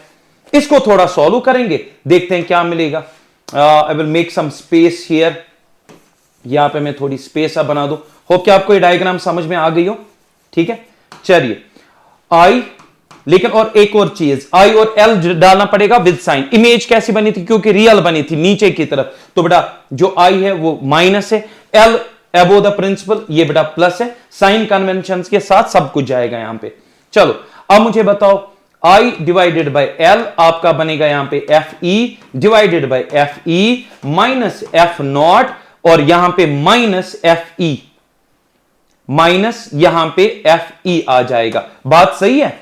बताओ बेटा, एफ ई क्या हो जाएगा? सर कैंसिल होगा, ये बनेगा F E divided by minus F not, और यहां पे माइनस और यहां पे प्लस, ये बना। अगर मैं यहां पे देखूं एम, जो मुझे मैग्निफिकेशन चाहिए नॉर्मल एडजस्टमेंट में, वो है F naught by F E, तो इसका उल्टा कर दो, इसका F naught by F E, और माइनस इधर ले जाओ, माइनस माइनस कैंसिल हो जाएगा। तो इसका उल्टा अगर हम करेंगे F naught by F E, तो एल बाई आई आ जाएगा, L by I, which is option number first. Hope कि आपको ये समझ में आया। चलिए बेटा चलते हैं नेक्स्ट क्वेश्चन, चलिए चलते हैं नेक्स्ट क्वेश्चन पे। The next question says N astronomical refractive telescope has objective of focal length 20 meters and an eyepiece of focal length 2 centimeter. Then देखो बेटा, astronomical telescope has objective of focal length f naught देकर कितना 20 meters and eyepiece has focal length 2. Then magnification is this. ठीक है, हमें magnification बताना है। Magnification की मैं अभी बात कर रहा था, मैग्निफिकेशन ऑफ जो है, अगर नहीं टेलीस्कोप की वैसे ये बात हो रही है। ठीक है, so it is F naught by U E, but normal adjustment क्योंकि यहां पे कोई पर्टिकुलर नहीं है, तो आप F naught by F E भी यूज कर सकते हैं। एफ नॉट कितना देकर है? एफ नॉट देकर है 20 मीटर्स, माशाल्लाह। तो इसको मल्टीप्लाई करेंगे बेटा और 100 से, ठीक है, तो ये बन जाएगा डिवाइडेड बाई एफ ई जो है बेटा वो 2 सेंटीमीटर है। तो जैसे मैं इसको डिवाइड कर दूं यहां पे, सीधे आपका ज्यादा जीरो हो गए शायद, ठीक है, हाँ जी, जब मैं इसको 2 से डिवाइड करूंगा 2 सेंटीमीटर से, तो आपका बन जाएगा 1000। तो ये तो बिल्कुल सही है कि मैग्निफिकेशन इसका 1000 है। The length of the telescope tube is 20। आपको लेंथ चाहिए, लेंथ बराबर हो जाएगा एफ नॉट प्लस, अगर मैं बात करूं लेंथ हो जाएगा एफ नॉट प्लस यहां से यहां तक आएगा यू ई, यह आ जाएगा length of telescope, F not plus you ई। और नॉर्मल एडजस्टमेंट के लिए आप इसको कर सकते हो, एक सेकेंड, यहां पे कहां गए हम, ऐड करूंगा मैं यहां पे एक स्लाइड, सो दैट देखो एस्ट्रोनॉमिकल टेलीस्कोप के बारे में मैं अगर बात करूं, अगर आपको फॉर्मूला याद नहीं है, तो ये तो होता है ऑब्जेक्ट इन्फिनिटी पे, ठीक है, इमेज यहां बनती है, और ये वाली डिस्टेंस जो यू ऑब्जेक्टिव होती है बेटा, ये तो एफ नॉट के बराबर होता है। फिर ये वाली डिस्टेंस आपकी हो जाएगी किसके बराबर? यू आई पीस, और ये बनाएगा इमेज, वो बनेगा वीई। ये बात सही है? हाँ सर सही है। मैग्निफिकेशन असल में जो टेलीस्कोप की होती है बेटा, magnification of telescope that's equal to किसके बराबर होती है, F naught by U E. लेकिन अगर मैं बात करूं नॉर्मल एडजस्टमेंट के लिए तो मैग्निफिकेशन होती है बेटा F naught by F E, ये तो सही है मैग्निफिकेशन। अगर मैं लेंथ ऑफ टेलीस्कोप की बात करूं वो आ जाएगा F not plus you E, F not plus you ई, ठीक है, ये आती है बेटा लेंथ ऑफ द ट्यूब। अच्छा मुझे एक चीज बताओ, नॉर्मल एडजस्टमेंट के लिए ये लेंथ ऑफ कितना बन जाता है, सर ये F not plus F E बन जाता है, F not plus F E बन जाता है, ठीक है, नॉर्मल एडजस्टमेंट में की मैं बात करूं। जरा मुझे बताओ फिर कितना आएगा इसमें। एक तो यहां पे है एफ नॉट है आपका 20 मीटर्स, ठीक है, और ये है 2, तो 20 पॉइंट, क्योंकि ये सेंटीमीटर है तो 20.02 मीटर से बन जाएगा। 20 मीटर्स, 2 को पहले मीटर्स में कन्वर्ट करो, वो बनेगा 0.02, फिर ऐड करो 2 को। नॉर्मल एडजस्टमेंट में जो लेंथ ऑफ द ट्यूब होता है वो F not plus F E है, तो ये भी सही आएगा। The image formed is inverted, वो तो डायग्राम से ही मैं बता सकता हूं, यहां पे ये इमेज अगर आप देखोगे ये इन्वर्टेड होती है। फिर से बता दूं, असल में लेंथ ये होती है, नॉर्मल एडजस्टमेंट में बेटा ये होती है, याद रख। मैग्निफिकेशन असल में ये होती है, नॉर्मल एडजस्टमेंट में ये होती है। जब ना दे करो कौन सी एडजस्टमेंट है तो हम डिफॉल्ट लेते हैं नॉर्मल एडजस्टमेंट। तो यहां पे आई थिंक तीनों ऑप्शंस हमारे सही जा रहे हैं, first second third. Option number 4 correct आएगा, all of these are correct. चलिए नेक्स्ट पे चलते हैं। A microscope is focused on a mark, ठीक है, देखो देखो क्या मतलब है इसका। ये पेपर है, पीस ऑफ पेपर है, यहां पे हमारे पास एक मार्क है, एक डॉट बना है, और आपने माइक्रोस्कोप को इस पे फोकस किया। इसका मतलब हुआ ये dot eight the focus of this lens, eight the focus of this lens पे डॉट है। अब आपने क्या करा, ग्लास स्लैब इस डॉट के ऊपर रख दिया जिसकी थिकनेस है बेटा 3 सेंटीमीटर और refractive index 3/2। How should the microscope be moved to get the mark in focus again? आपको बताना माइक्रोस्कोप को अब मैं कैसे एडजस्ट करूं ताकि मैं फिर से इस डॉट को इसके फोकस पे लाऊं। देखो ध्यान रखना आप, जब ये स्लैब नहीं था ये डॉट इसके फोकस पे था, राइट। स्लैब आने से क्या होगा, नॉर्मल शिफ्ट होगा, ये डॉट यहां नहीं बनेगा, कहां बनेगा, ऊपर की तरफ बनेगा, क्योंकि शिफ्ट होता है in the direction of incident ray. तो बेटा अगर ये डॉट ऑब्जेक्ट है और ये ऑब्जर्वर है, यहां से इंसिडेंट रे यहां से जा रही है, शिफ्ट ऊपर की तरफ होगा। वो शिफ्ट जो नॉर्मल शिफ्ट होगा वो कितना होगा, सर वो फॉर्मूला T × 1 - 1/μ, ये फॉर्मूला है। जरा थिकनेस बताओ इस ग्लास स्लैब की, सर थिकनेस है 3 सेंटीमीटर, 1 - 1/μ 3/2, तो 3 यहां पे 2 यहां पे, ये सॉल्व करके मुझे जो मिलेगा 1/3, 3 कैंसल, 1 सेंटीमीटर का शिफ्ट आएगा। मतलब अब ये डॉट यहां नहीं आएगा बल्कि ये ऊपर बनेगा। तो मुझे एक चीज बताओ, अगर ये ऊपर बना तो अब ये माइक्रोस्कोप के फोकस पे तो नहीं है, ठीक है, तो फिर माइक्रोस्कोप के फोकस पे फिर से कहां आएगा बेटा, जब मैं माइक्रोस्कोप को ऊपर ले जाऊंगा 1 सेंटीमीटर, क्योंकि अगर ऑब्जेक्ट ही ऊपर 1 सेंटीमीटर आया तो माइक्रोस्कोप भी 1 सेंटीमीटर ऊपर ले जाओ और आपको फिर से उसके फोकस पे मिलेगा। सो the answer is 1 centimetre upward, option number 4 correct. But इसमें जो चारों ऑप्शन थे डाउनवर्ड गलत, I have made a correction, ऊपर के 2 डाउनवर्ड्स, नीचे 2 अपवर्ड्स। बोनस में आपको इसका दिलाऊंगा, there is a printing error. So 1 centimetre upward is the correct answer to this question. Next, two plane mirrors M1 M2 are inclined at theta as shown figure. A ray of light which is parallel to M1 strikes M2 and after 2 reflections the ray 2 becomes parallel to M1. The theta is, ये बेटा सबको जुबानी याद होता है, it is 60 degrees। इसको geometry और उस फॉर्मूला से हम बेटा प्रूव करते हैं। इट इज एक्चुअली इस पे प्रूफ जब हम दिखाते हैं तो 2 या 3 स्टेप का इसका प्रूफ आता है जिसमें हमें आंसर मिलता है 60 डिग्री। ये मैक्सिमम बच्चों को जुबानी याद ही होता है, इट्स अ बेसिक क्वेश्चन, ठीक है। A car is moving with constant speed of 60 km/h on a straight road. Looking at the rear mirror, the driver finds that a car following his car is at a distance of, देखो एक car है जो खुद जा रही है at a speed of 60 km/h, ठीक है, 5/18 से मल्टीप्लाई करके आपको बेटा मीटर पर सेकंड में कन्वर्ट होगा। अब ये अपने रियर साइड व्यू मिरर, मतलब जो कॉन्वेक्स है, उसे देख रहा है कि पीछे इसको गाड़ी एक जो है अप्रोच कर रही है। अच्छा, इस अप्रोच जो कि 100 मीटर पहले दूर है, अप्रोच कर रहा है किस स्पीड से?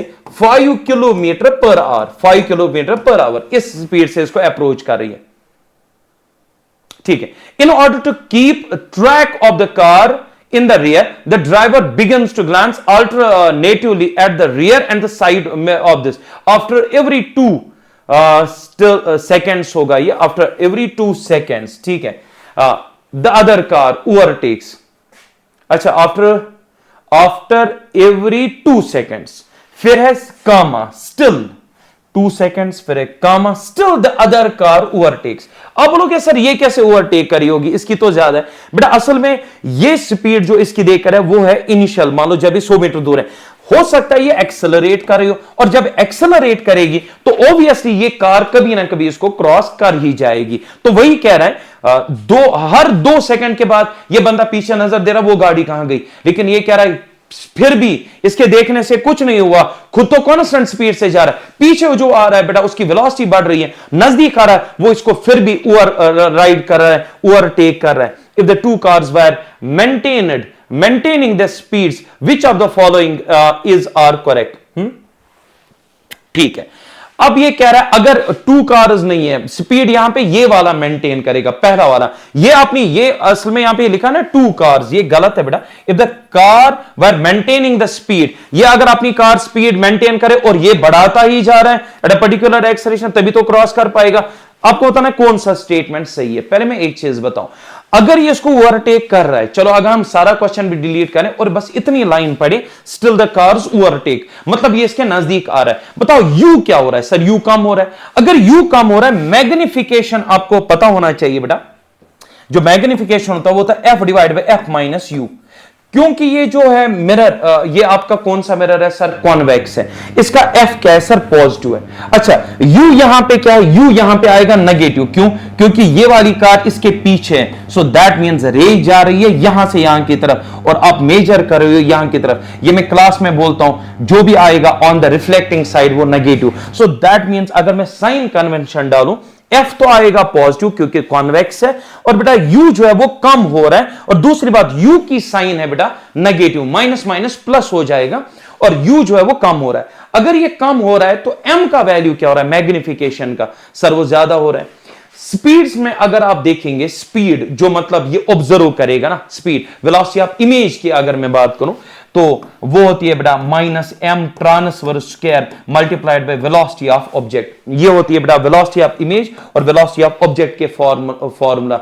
जब परपेंडिकुलर वेलोसिटी हम ले, परपेंडिकुलर टू द मिरर वाली जो वेलोसिटी उसकी ये फॉर्मूला है, velocity of images minus M transverse square velocity of object. अब जरा ध्यान से देखो, बताओ एम ट्रांसवर्स क्या हो रहा है सर? ये बढ़ रहा है क्योंकि यू कम हो रहा है, यू कम हो रहा है, डिनोमिनेटर कम हो रहा है, ये ज्यादा हो रहा है, ये ज्यादा हो रहा है, तो बेटा ये ज्यादा होने से वेलोसिटी ऑफ इमेज जो है बेटा वो ज्यादा हो रही है।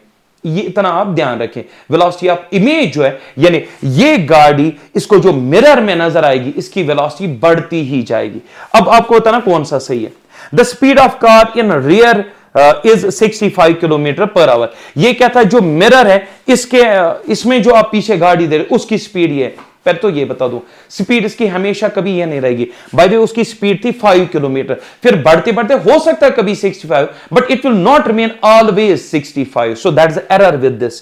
चलो, in the side view mirror of the car rear would appear to approach with a speed of 5 km per hour to the driver of the leading car। ये कह रहा है इसको नजर आएगा कि पीछे वाली कार आ रही है 5 किलोमीटर पर आवर से। गलत बेटा, velocity of image velocity of object के बराबर कभी नहीं होती है। ये बेटा माइनस एम टी स्क्वायर, फिर यहां पे क्या करा है? आंसर डाल रहा है, एम टी स्क्वायर से वैल्यू चेंज होगा तो 5 तो गलत है। In the rear view mirror the speed of the approaching car would appear to decrease. कह रहा है इसको लगेगा कि पीछे वाली कार की स्पीड कम हो रही है, बेटा बढ़ती ही जा रही है। वजह यह एम का वैल्यू बढ़ता जाएगा, एम का वैल्यू बढ़ता जाएगा, एम स्क्वायर बढ़ता जाएगा, इमेज की वेलोसिटी बढ़ती जाएगी। ये कह रहा है इसको कम नजर आएगी, कम नजर नहीं आएगी। लास्ट वाला है, in the side view mirror the speed of the approaching car would appear to increase as the distance between the cars decrease. ये बेटा इसका परफेक्ट आंसर होना चाहिए। Option number 4 is correct.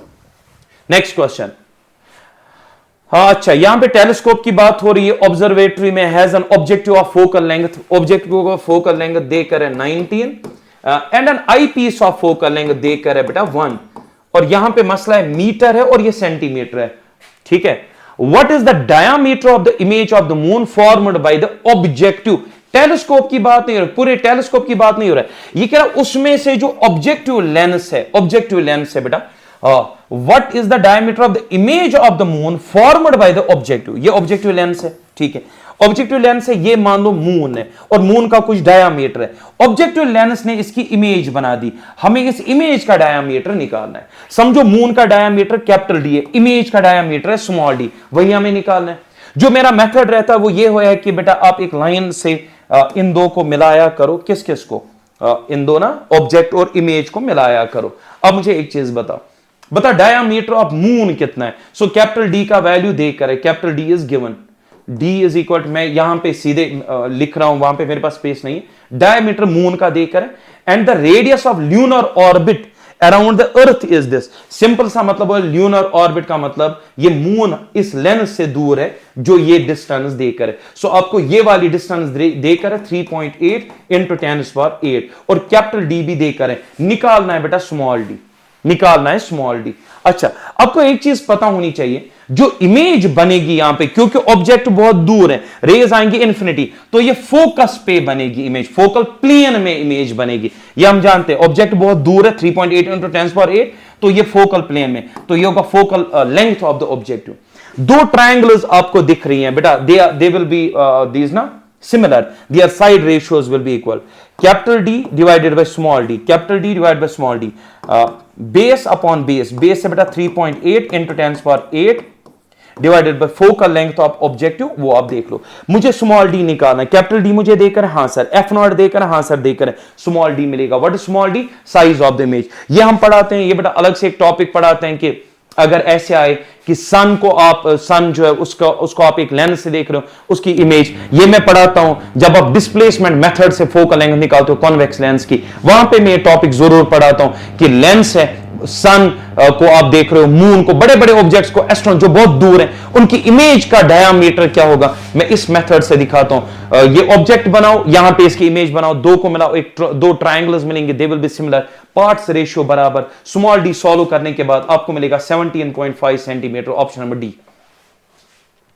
Light is incident on a plane mirror attached to a galvanometer coil reflects backward as shown, a current of this produces a deflection on 3.5 of the mirror।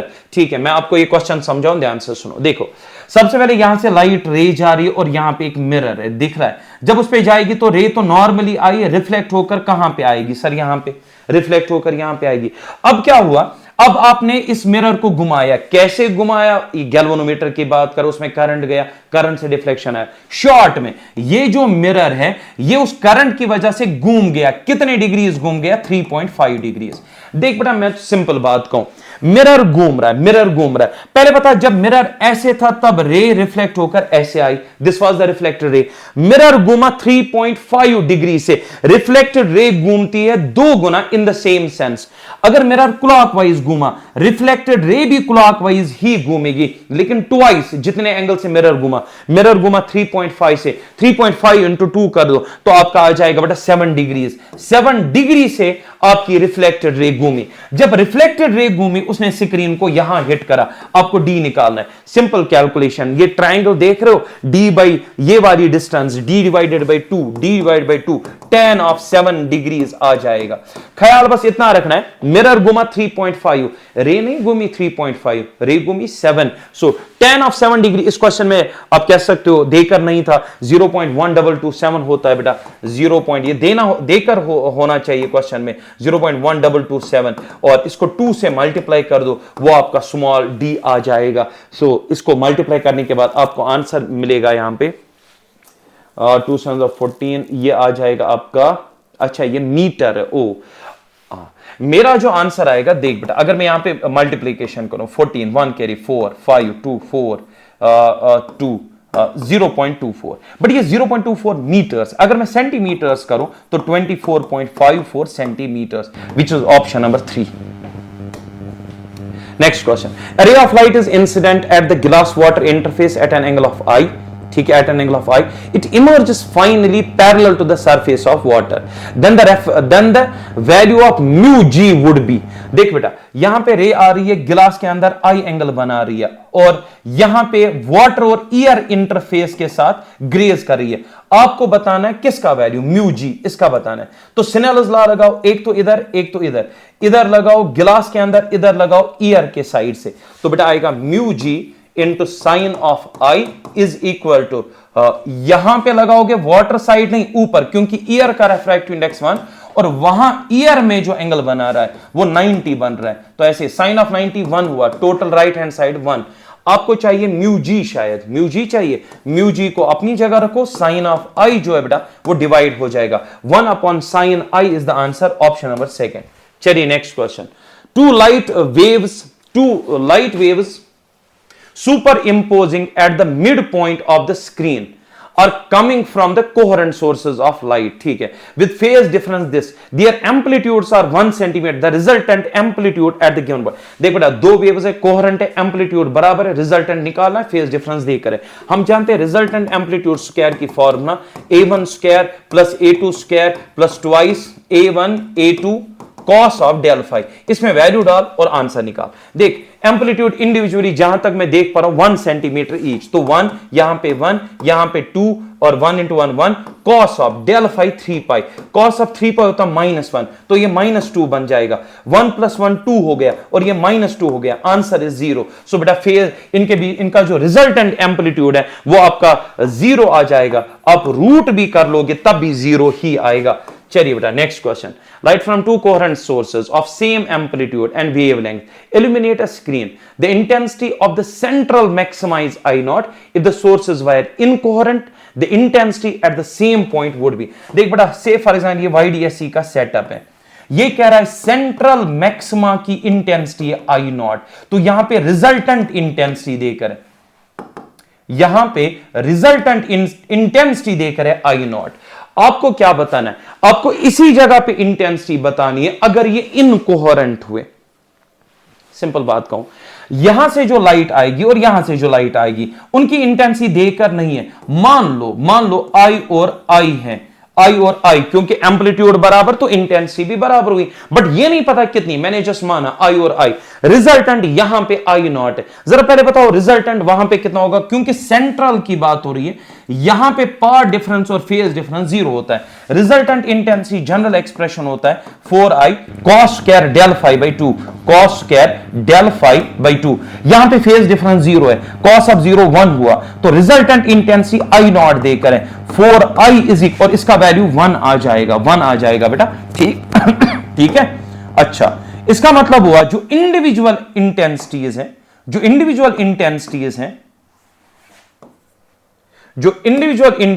हैं वो बराबर हो गई, यहां पे मैं इसको रब भी नहीं कर सकता, आप समझ रहे हो, यहां पे I आ जाएगा I नॉट बाई 4, ये आ जाएगी बेटा individual intensity.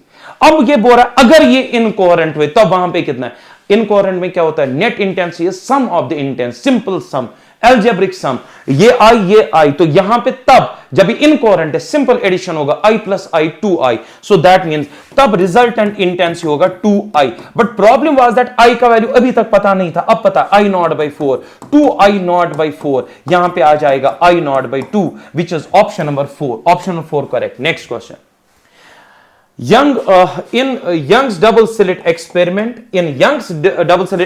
uses monochromatic source of light. The shape of interference fringes formed on the screen is, देख बेटा YDSC स्लिट में जो फ्रिंजेस बनते हैं वो बैंड्स बनते हैं, डार्क एंड ब्राइट बैंड्स, तो बैंड्स के हिसाब से स्ट्रेट लाइन वाला सही जाएगा। सुन मेरी बात, अगर हम स्लिट्स यूज ना करें, सर्कुलर होल्स अगर प्रेजेंट हो तब हम सोच सकते हैं हाइपरबोला के इसके बारे में, बट यहां पे फ्रिंजेस हैं बेटा, फ्रिंजेस और सामने स्क्रीन जो पैरेलल टू द स्लिट्स वाला प्लेन हो, तो बेटा यहां पे डेफिनेटली जो फ्रिंजेस की शेप बनती है वो स्ट्रेट लाइंस बनती है। चलिए, in case of the light waves from two coherent sources S1 S2, there will be constructive interference at arbitrary point P, the power difference should be, देख बेटा आप जानते हो कंस्ट्रक्टिव इंटरफेरेंस के लिए कंडीशन है द पावर डिफरेंस मस्ट ओबे n lambda and for destructive interference dark fringe 2n-1 lambda by 2 n lambda is the correct answer option number 2.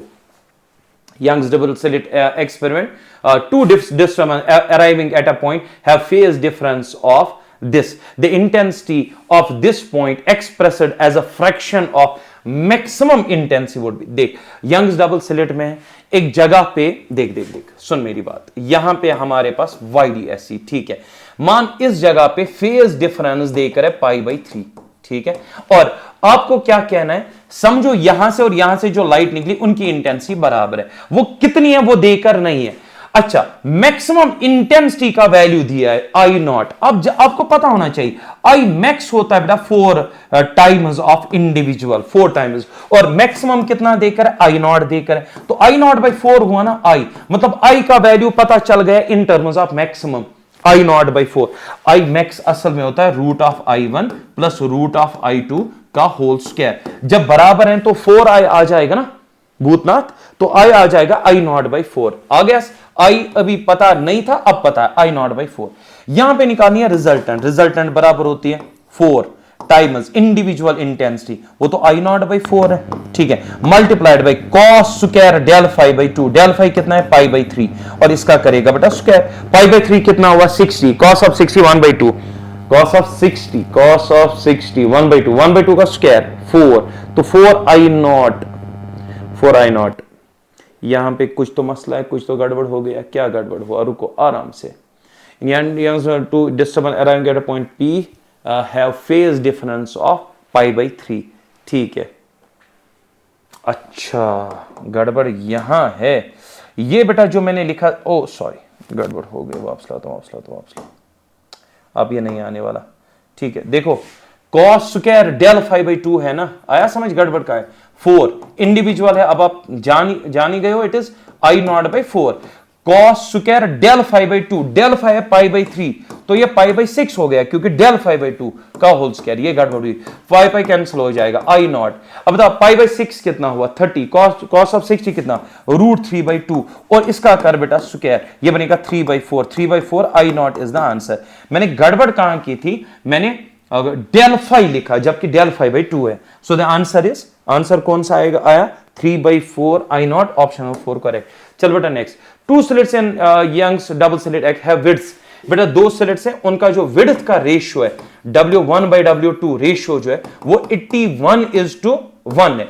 इसका मतलब है पहला वाला स्लिट बहुत ज्यादा वाइड है और दूसरा स्लिट ये है। रेशियो ऑफ एम्पलीट्यूड्स निकालना, देख सिंपल एक फॉर्मूला याद रख, ratio of width ratio of intensities के बराबर, और इंटेंसिटी होता है डायरेक्ट एम्पलीट्यूड स्क्वायर, तो याद रखिए होगा A1 square by A2 square. आया समझ, विड्थ का रेशियो इंटेंसिटी का रेशियो होता है, और एम्पलीट्यूड के हिसाब से देखो तो ऐसे आएगा। अब मुझे एम्पलीट्यूड चाहिए बेटा, तो स्क्वायर इधर जाएगा, 9:1 आएगा आपका A1 बाई A2, तो आपका एम्पलीट्यूड रेशियो हो जाएगा 9:1, ऑप्शन नंबर 3। चलिए, consider the following statement in case of Young's double slit experiment. A slit S is necessary if we use ordinary extended source of light. A slit S is not needed if we use an ordinary but well collimated beam of light. A slit S is not needed if we use spatially coherent source of light. ये बेटा तीनों सही statements है, पहले मैं मतलब समझाओ, समझिए ये कौन सा, ये ए स्लिट है। पहले देखो, आपको पता होना चाहिए जब हम YDSE यूज करते हैं ना बेटा, तो इन 2 स्लिट से पहले एक स्लिट होता है, ये उसकी बात हो रही है। This is the A slit S, ये होता है S1 S2, ये इस स्लिट की बात, ये कह रहा है इसकी जरूरत क्या है। देख, ए स्लिट नेसेसरी तब है जब ordinary extended source of light है। ऑर्डिनरी एक्सटेंडेड सोर्स क्या हुआ, पहले समझना मेरी बात। ऑर्डिनरी एक्सटेंडेड सोर्स आप ऐसे समझो जो एक पर्टिकुलर पोजीशन पे ना हो बल्कि डिस्ट्रीब्यूटेड हो। तो देख बेटा, अगर ये वाला स्लिट नहीं हुआ और एक डिस्ट्रीब्यूटेड सोर्स प्रेजेंट है आपके पास, दैट मींस लाइट जो है कहीं से भी आ सकती है। जब लाइट कहीं से भी आ सकती है, अगर ये स्लिट ना हो तो फिर अगर हम पावर डिफरेंस या वो जो है इंटरफेरेंस को चेक करना चाहिए, मुमकिन नहीं है बेटा। सो ये हमारा होना चाहिए एक पॉइंट सोर्स जो पर्टिकुलर बीम ऑफ लाइट को छोड़े, ठीक है, तो ये कह रहा है ए सिलेट तब नेसेसरी है जब ऑर्डिनरी, तो दैट मींस अगर यहां पे ये सिलेट नहीं रखोगे और एक्सटेंडेड सोर्स यूज करोगे, फिर यहां से वो वाईडीएससी का फ्रिंज विंज देखना चाहो तो आपको नहीं मिलेगा। तो अगर आपके पास वेल डिफाइंड सोर्स नहीं है तो इस सिलेट का होना पहले वाले सिलेट का, इसीलिए तो हम पहला सिलेट रखते हैं। First slit is a kind of, you can say ना, मतलब एक आप कह सकते हो फिल्टर की तरह काम करता है कि मल्टीपल एक्सटेंडेड सोर्सेज को जो है कन्वर्ट करता है एक फाइन बीम ऑफ लाइट में, जो कि डिफ्रैक्ट हो जाती है फिर। सो इसका काम यही होता है। ए सिलेट का यही पर्पस है कि अगर ऑर्डिनरी सोर्स होगा, एक्सटेंडेड सोर्स होगा, हम ए सिलेट, तो ये बेटा स्टेटमेंट सही है। A सिलेट ऐसे is not needed if we use ordinary but well collimated, जो मैं भी कह रहा था, पॉइंट सोर्स जो एक पर्टिकुलर पाथ पे, तब इसकी जरूरत नहीं पड़ेगी। लेकिन अगर ऐसा हो कि वेल कोलिमिनेटेड नहीं है, फैला हुआ डिस्ट्रीब्यूटेड है, एक ही जगह पे पॉइंट सोर्स नहीं है, तब बेटा इसकी जरूरत है। और जब आपके पास कोलिमिनेटेड सोर्स है तो आपको इसकी जरूरत नहीं पड़ेगी। Slit S is not needed if we use spatially coherent, बिल्कुल सही है, हां जी, तब ये जरूरत नहीं है अगर हम जो है कोलिमिनेटेड और ये परफेक्ट सोर्स यूज करें। इसका option number first I think correct आना चाहिए, A, B and C, to me these are correct, all the three are correct. ये आपका क्वेश्चन गलत है, क्यों गलत है मैं आपको बता दूं। देखो, कैपिटल डी और स्मॉल डी देकर नहीं है, फिर भी पूछ रहा है पोजीशन निकालो, तो ये बिल्कुल गलत है। लेकिन तब भी मैं इस क्वेश्चन का एक सॉल्यूशन दिखाऊंगा, आप ध्यान से सुनिए। आप असल में वाईडीएसई में दो सोर्सेज यूज करो, दो डिफरेंट वेवलेंथ्स यूज करो, 25 और ये, और आपको बताना है कि वो साइमल्टेनियसली जो है कोई ना कोई ऑर्डर उनका कहीं पे जो ये है क्या कर रहा है, कोइंसाइड कर रहा है। तो बेटा कोइंसाइड के लिए एक बात याद रखें, if you use two different wavelengths not simultaneously, alternatively, एक वाला सोर्स यूज करोगे, आपने यहां पे फ्रिंजेस देखी, आपने दूसरा यूज किया, आपने फ्रिंजेस देखी, उनकी विड्थ अलग अलग होंगी क्योंकि बेटा इनकी वेवलेंथ्स अलग अलग है। जितनी ज्यादा वेवलेंथ होगी इसके मोटे मोटे फ्रिंज बनेंगे, उसके पतले पतले बनेंगे। सो that means third order of this and third order of this bright एक ही जगह पे नहीं बनेंगे। बट ऐसा जरूर होगा कि कहीं ना कहीं पे दो ब्राइट, इन दो के ब्राइट कोइंसाइड कर जाए। अगर दो के ब्राइट कोइंसाइड करेंगे, याद रखें उनका ऑर्डर बराबर नहीं होगा। ऐसा नहीं होगा कि इसका 6 ऑर्डर, इसका 6, क्योंकि मोटे और पतले उनका सवाल है। बट अगर वो कोइंसाइड करें तो एक शॉर्टकट फॉर्मूला याद रखें, n1 λ1 तब बराबर हो जाता है n2 λ2 के। This relation holds good, n1 λ1 is equal to n2 λ2 if they coincide। अच्छा, यहां पे अगर मैं n1 by n2 निकालूं, n1 by n2, यहां पे मिलेगा λ2 by λ1। बताओ λ2 कितना है, 3500, λ2 है 3500, और बेटा λ1 कितना है 2500। यहां पे थोड़ी कैंसलेशन करो, 35 by 25 आएगा, 35 by 25 कैंसलेशन करो, 5 5 जा 25, 5 7 जा 35, 7 by 5 आया।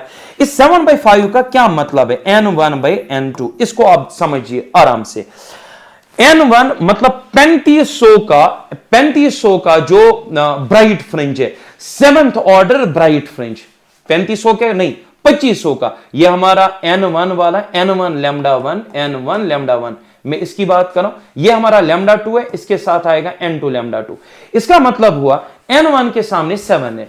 अब बताओ n1 कौन है सर, 2500, तो 2500 का 7th ब्राइट फ्रिंज जहां बनेगा, वहां पे 3500 का 5th ब्राइट फ्रिंज बनेगा।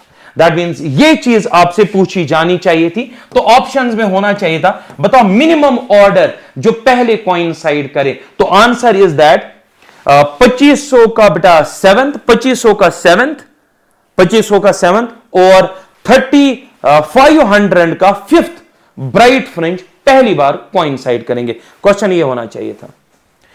The two slits are 1 mm apart from each other and illuminated with light of wavelength this. If the distance of screen is 1 meter this, then the distance between third dark fringe and fifth bright. ये कोई खास question नहीं है, मैं simple बताऊं यहां पे करना क्या है। देख बेटा, आप सब जानते हो ब्राइट फ्रिंज की पोजीशन, आप जनरल फॉर्मूला देते हो n lambda d by d, और आपकी जो डार्क फ्रिंज होती है बेटा, उनकी आप पोजीशन देते हो 2n-1 lambda by 2 d by d। अब ये कह रहा है व्हाट इज द डिस्टेंस, सब कुछ देकर डिस्टेंस निकाले बिटवीन थर्ड डार्क फ्रिंज, इसमें 3 डालो, 6 - 1 5, तो ये बन जाएगा 5 λ by 2 d by d। इसके बीच में डिस्टेंस बतानी है, और किसके, फिफ्थ ब्राइट फ्रिंज, यहां पे 5 डालो तो 5 लैम्डा डी बाई डी। अब देखो मेरी बात सुनो, फिफ्थ डार्क फ्रिंज यहां पे, सॉरी फिफ्थ नहीं, कौन सा dark fringe, third dark fringe यहां पे बन रहा है, फिफ्थ ब्राइट फ्रिंज यहां पे बन रहा है, इनके बीच में डिस्टेंस तो सीधे हो गया ना distance, Y bright, fifth bright fringe minus Y जो आपका डार्क फ्रिंज है, उनके बीच में डिस्टेंस निकालनी है। Let that distance be Y या डब्ल्यू जो भी है, तो बेटा इन दो को सीधे माइनस कर दो और आपको आंसर मिल जाएगा लैम्डा डी बाई डी का value. Once you insert the values 1.25 mm would be the answer. Zero level question. Young's double slit 10th maxima of wavelength lambda 1 is that distance y1 from the central maxima and 5th maxima of wavelength। देख बेटा ये किसकी बात कर रहा है, 10th maxima, तो y 10th maxima की अगर मैं बात करूं उसकी position 10 lambda d by d, lambda D by D. Lambda आपने लैम्डा 1 यूज करा है और डिस्टेंस है बेटा इसकी y1 और इसकी डिस्टेंस है y1, में इसको नाम दे रहा हूं यहां पे y1। y1 कुछ नहीं है, 10th ब्राइट फ्रिंज की पोजीशन है। हां, जब आपने वेवलेंथ लैम्डा 1 यूज किया ये y1 पे बना from the central. And fifth maxima of wavelength, अब आपने दूसरी वेवलेंथ यूज की, उसका फिफ्थ मैक्सिमा y2 ये कह रहा है, उसका fifth maxima 5 lambda 2 D by D. ये कह रहा है रेशियो निकालो इन दो का, y1 बाई y2। देख बेटा डी बाई डी कैंसिल हो जाएगा, 10 बाई 5 हो जाएगा 2, तो 2 lambda 1 by lambda 2 is the answer. This is the answer. देखो आपने दो डिफरेंट वेवलेंथ्स यूज की, ठीक है। अब जब लैम्डा 1 यूज किया उसके 10th के बारे में बात हो रही है, तो मैंने लिख दिया लैम्डा 1 करने जो 10th बनाया वो यहां बना, फिर कहा फिफ्थ जो है वो यहां बना, वो भी मैंने कर दिया। रेशियो निकालना था, option number first is zero level. In a single slit diffraction experiment, the width of the slit is made double its original width. Then the central maxima of the diffraction pattern will narrow और bright हो जाएगा। ये common sense है। सुन बेटा क्या कह रहा है, सिंगल स्लिट विड्थ एक्सपेरिमेंट, हम सब जानते हैं सेंटर पे एक बड़ा ब्राइट बनता है स्पॉट जिसकी विड्थ मान लो W। हम सब जानते हैं ये जो W होता है twice of Y first dark होता है, यानी ऊपर बनता है यहां पे फर्स्ट डार्क, यहां पे फर्स्ट डार्क। अगर ये Y डार्क है तो 2Y डार्क जो है वो W के बराबर है। सिंपल सी बात है, पोजीशन ऑफ फर्स्ट डार्क 2 गुना, तो वो आपका बनेगा यहां पे विड्थ ऑफ द सेंट्रल। अब मैं एक चीज आपको बता दूं, देखो Y फर्स्ट डार्क कितना होता है, Y first dark n lambda D by D, so वो आता है लैम्डा डी बाई डी, इसके बराबर होता है। D यहां पे होता है बेटा इसकी विड्थ, सिंगल स्लिट की जो विड्थ होती है वो D होती है। जरा बेटा इसमें डाल तो आंसर क्या मिला, width of the central bright fringe is twice of y first dark fringe, और first dark fringe की पोजीशन ये होती है, तो lambda d by d ये आ जाएगा। अभी कह रहा है d को डबल कर दो, खुद सोचो अगर इसको डबल कर दूं ये कम हो जाएगा, मतलब आपका जो सेंट्रल है वो नैरो हो जाएगा। लेकिन एट द सेम टाइम क्या वो फेंटर होगा या ब्राइटर, ब्राइट हो जाएगा। जरा बोलो ब्राइट क्यों हो जाएगा, जरा मुझे एक चीज बताओ, क्या आपने करा, एक सेकेंड, आपने क्या करा, the width of the single slit is means double, sorry इसको आपने डबल कर दिया, मतलब डी आप बढ़ा रहे हो, डी आप बढ़ा रहे हो, डी बढ़ा रहे हो, ये कम हो रहा है। इतना तो समझ आया कि उसकी विड्थ कम हो रही है, बिकॉज दीज आर इनवर्स।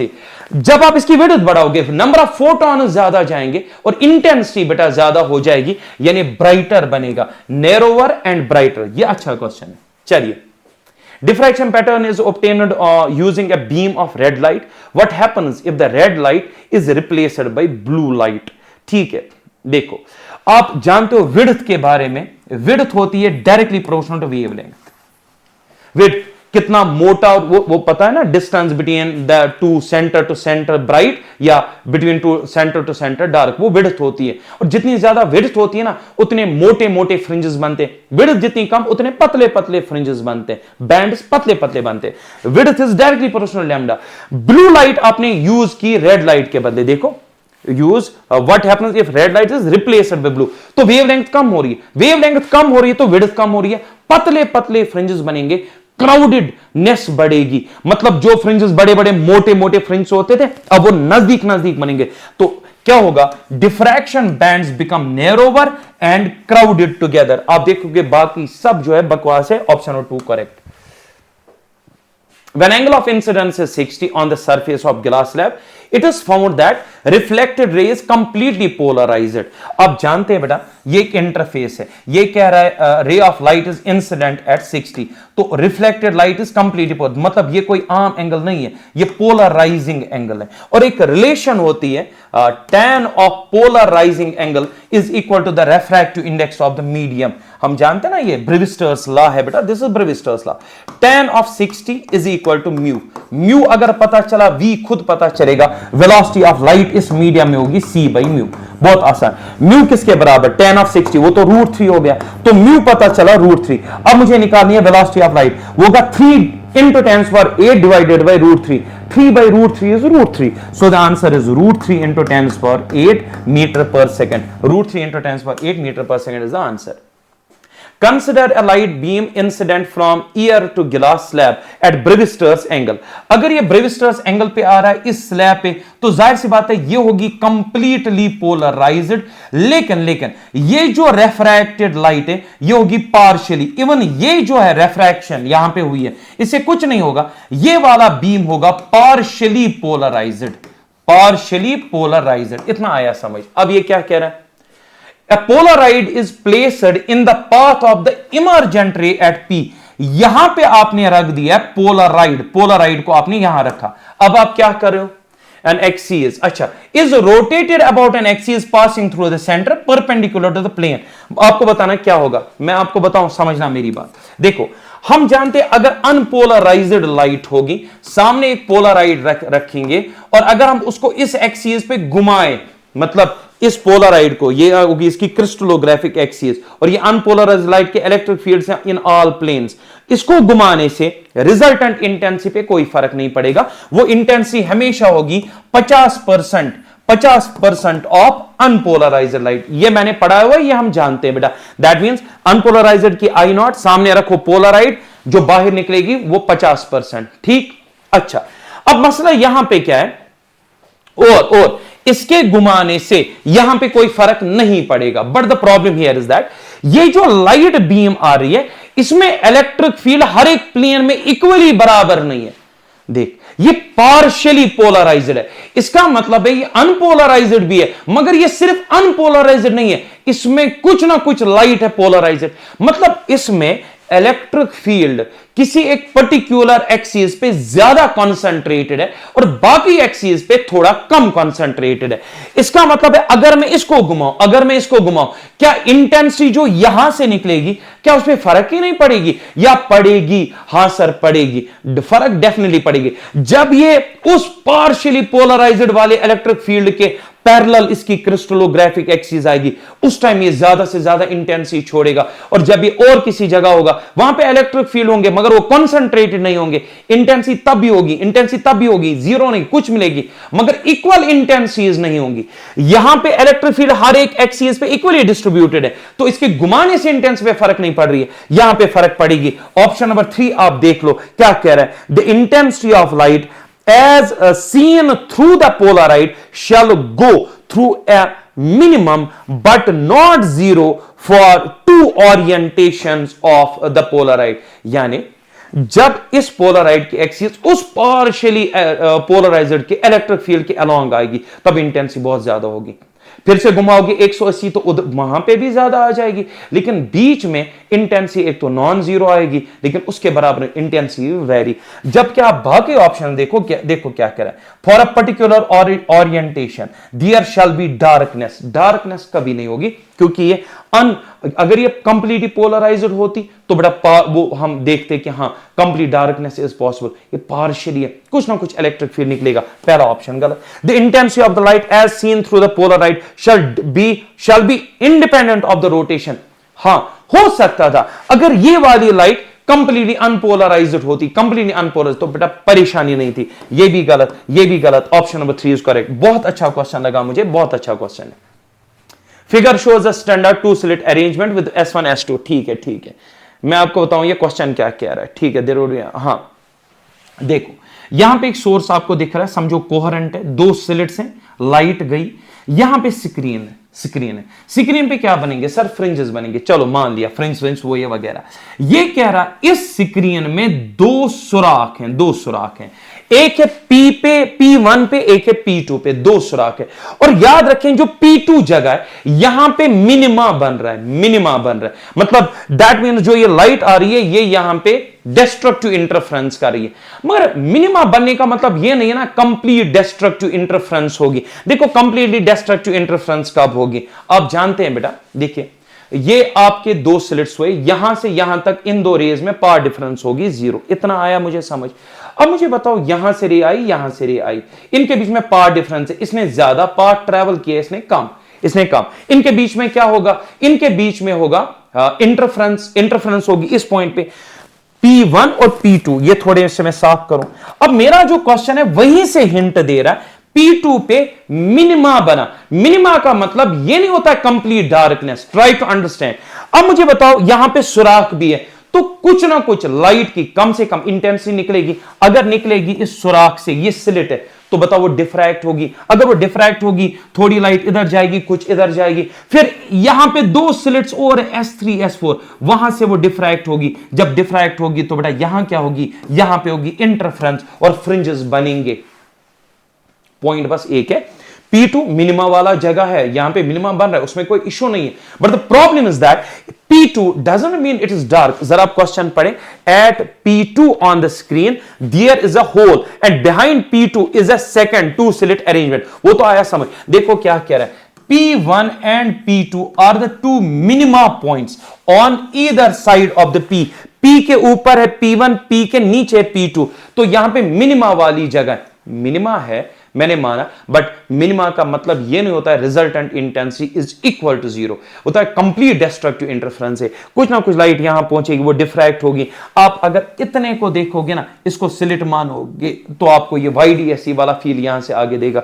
तो बेटा there would be regular two slit pattern on the, वही मैं कह रहा हूं, मतलब वहां पे बनेंगे फ्रिंज। पहला क्या था, there would be no interference, क्यों नहीं होगी इंटरफेरेंस, मिनिमा है यहां पे। तो बाकी आप खुद ही इसमें से ये नल एंड वाइड कर सकते हो। Young's double slit experiment, one of the slits is wider than the other so that the amplitude of the light from one slit is double that from the other so that the amplitude of यहां पे question देखो, amplitude of the light from one of the slit is double from the other। देखो आपके दो slits हुए यहां पे, ठीक है, यहां पे दो स्लिट्स है बेटा, amplitude from one is double that of other. अगर यहां से एम्पलीट्यूड निकल रहा है A, तो यहां से 2A निकल रहा है। अब intensity is directly proportional amplitude square, तो अगर यहां से इंटेंसिटी I निकल रही है जो कि डायरेक्टली हुई A स्क्वायर, यहां से इंटेंसिटी हुई I डैश, वो क्या हुई डायरेक्टली प्रोपोर्शनल एम्पलीट्यूड स्क्वायर, वो 4A स्क्वायर। तो यहां से जो इंटेंसिटी निकलेगी बेटा I डैश, वो निकलेगी 4 times of A square I है, तो I। इसका मतलब हुआ अगर इस वाले स्लिट से I निकल रही है इंटेंसिटी, दूसरे वाले स्लिट से निकलेगी 4 टाइम्स ऑफ I। तो आपको समझ में आया, एक वाला स्लिट 2 गुना बड़ा है दूसरे से, इतना सॉरी, अब एक वाले स्लिट से जो लाइट निकल रही है उसका एम्पलीट्यूड 2 गुना है जो दूसरे से निकला। मैंने माना यहां पे एम्पलीट्यूड A, तो यहां इंटेंसिटी समझो I is direction A square. दूसरे का एम्पलीट्यूड जो यहां से ना 2A है, वहां से निकलने वाली इंटेंसिटी I एम्पलीट्यूड का square 4A square, but A square तो I है, तो 4I। मैं ऐसे रिलेट करूंगा कि यहां से I निकला, वहां से 4I निकला। If I am be the maximum intensity, I am maximum intensity, आप जानते हैं I max बराबर होता है रूट ऑफ I1, वो तो I है, प्लस रूट ऑफ I2, वो यहां पे 4I है का होल स्क्वायर। यहां पे IM का वैल्यू आएगा, ये बनेगा 2 रूट I, ये बनेगा 3 रूट I, उसका करो स्क्वायर, वो बनेगा 9I। I का वैल्यू यहां पे आएगा बेटा IM/9।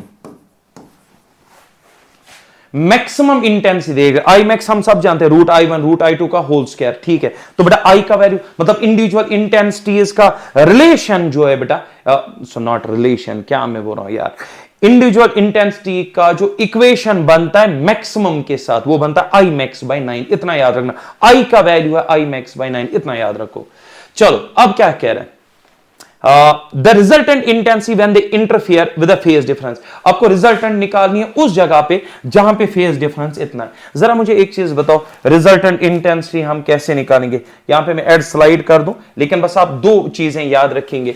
एक स्लिट से निकलने वाली इंटेंसिटी I है और दूसरे से 4I। दूसरा I का वैल्यू I max/9। अब चलो आगे, तो ये दो स्लिट्स हुए, ठीक है, एक से निकली आई और दूसरे से निकली 4i, और आई का वैल्यू है आई मैक्स डिवाइडेड बाई 9, ये हमने सीखा अभी, हाँ जी 4i। अब मुझे निकालनी है रिजल्टेंट इंटेंसिटी उस जगह पे जहां पे फेज डिफरेंस है 5। रिजल्टेंट होता क्या, i1 plus i2 plus 2i, so root i1 root i2 root i1 root i2 cos of del phi, ये होता है। जरा बताओ i1 किसके बराबर है i, i2 किसके बराबर है 4i plus 2i of root of i, root of 4i करोगे तो वो 2 रूट i बन जाएगा, 2 रूट i और कॉस ऑफ डेल फाई। यहां तक सब समझ आया? हाँ सर समझ आया। 4i प्लस i क्या होता है 5i, लेकिन मैं करूंगा इसको, चलो ठीक है, यहां पे आ जाएगा हमारा 5i प्लस ये बनेगा 2 2 4 रूट i क्या होता है i cos of del phi. यहां तक तो सब सही है, 4i plus i 5i 2 2 4i cos of del phi, बिल्कुल सही है यहां तक। अब ध्यान से देखो, इसको सॉल्व करना, असल में यही आंसर है बट ऐसे आंसर दिया नहीं गया, तो बताओ क्या किया जा सकता है। देखो मैं क्या कर रहा हूं, समझना मेरी बात, क्या मैं इसको i प्लस 4i लिख सकता हूं, i प्लस 4i, हाँ सर लिखा जा, किसको 5i को, plus 4i cos of del phi लिखा जा सकता है, हाँ सर लिखा जा सकता है। अब देखो 4i और 4i इस वाली टर्म और इस वाली टर्म में कॉमन निकाला जा सकता है, पहली टर्म में i प्लस, इन दो टर्म्स में कॉमन निकालो 4i, अंदर बचेगा 1 plus cos of del phi, 1 plus cos of del phi होता है 2i cos square theta by 2, तो यहां पे i प्लस 4i और इसके बाद 2i cos square del phi by 2, ये इसका आएगा इस तरीके से। आई बात समझ। अब मुझे एक चीज बताओ, 2 4 जा कितना हुआ सर 8 हुआ, और i क्या निकलेगा कॉमन, i निकालो कॉमन, यहां बचा 1 और ये अंदर जाएगा, यहां पे ये बनेगा plus 8 cos square del phi by 2। अब मुझे बता i का वैल्यू कितना डालना है, i मैक्स बाई 9, तो हमारा आंसर आएगा यहां पे आंसर आएगा i के बदले मैक्सिमम के टर्म्स में अगर लिखूं, मैक्सिमा के टर्म में i max by 9 into 1 plus 8 cos square del phi upon 2, this should be the answer. i max by 9 1 plus 8 1 plus 8 1 plus 8 cos square del phi, option number 3 is 100% correct.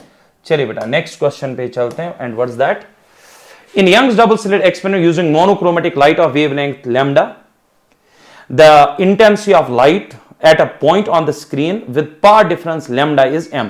देखो बेटा ये क्या कह रहा है, Young's double slit experiment हो रहा है, वेवलेंथ लैम्डा, ठीक है, the intensity of light at a point with power difference, उस जगह पे जहां पे पावर डिफरेंस है, बताओ कितनी लैम्डा, वहां पे रिजल्टेंट इंटेंसिटी है m, इतना आया समझ, रिजल्टेंट इंटेंसिटी है m, ठीक है। तो आपको क्या बताना है, intensity of the light at a point, आपको उस जगह पे इंटेंसिटी निकालनी है जहां पे पावर डिफरेंस है lambda by 3, in terms of m निकालना है। देखो क्या मुझे इंडिविजुअल इंटेंसिटीज पता है, नहीं, पहले तो इंडिविजुअल इंटेंसिटी मान लो i और i, पहले इनका बंदोबस्त कर दो। इनका बंदोबस्त कहां से करेंगे, यहां से। बताओ यहां पे पावर डिफरेंस ये है, डेल फाई कितना हुआ 2 pi by lambda into del x, lambda lambda कटेगा, डेल फाई आया 2 पाई, रिजल्टेंट इंटेंसिटी m देकर, लेकिन बराबर होता है 4i cos square del phi by 2।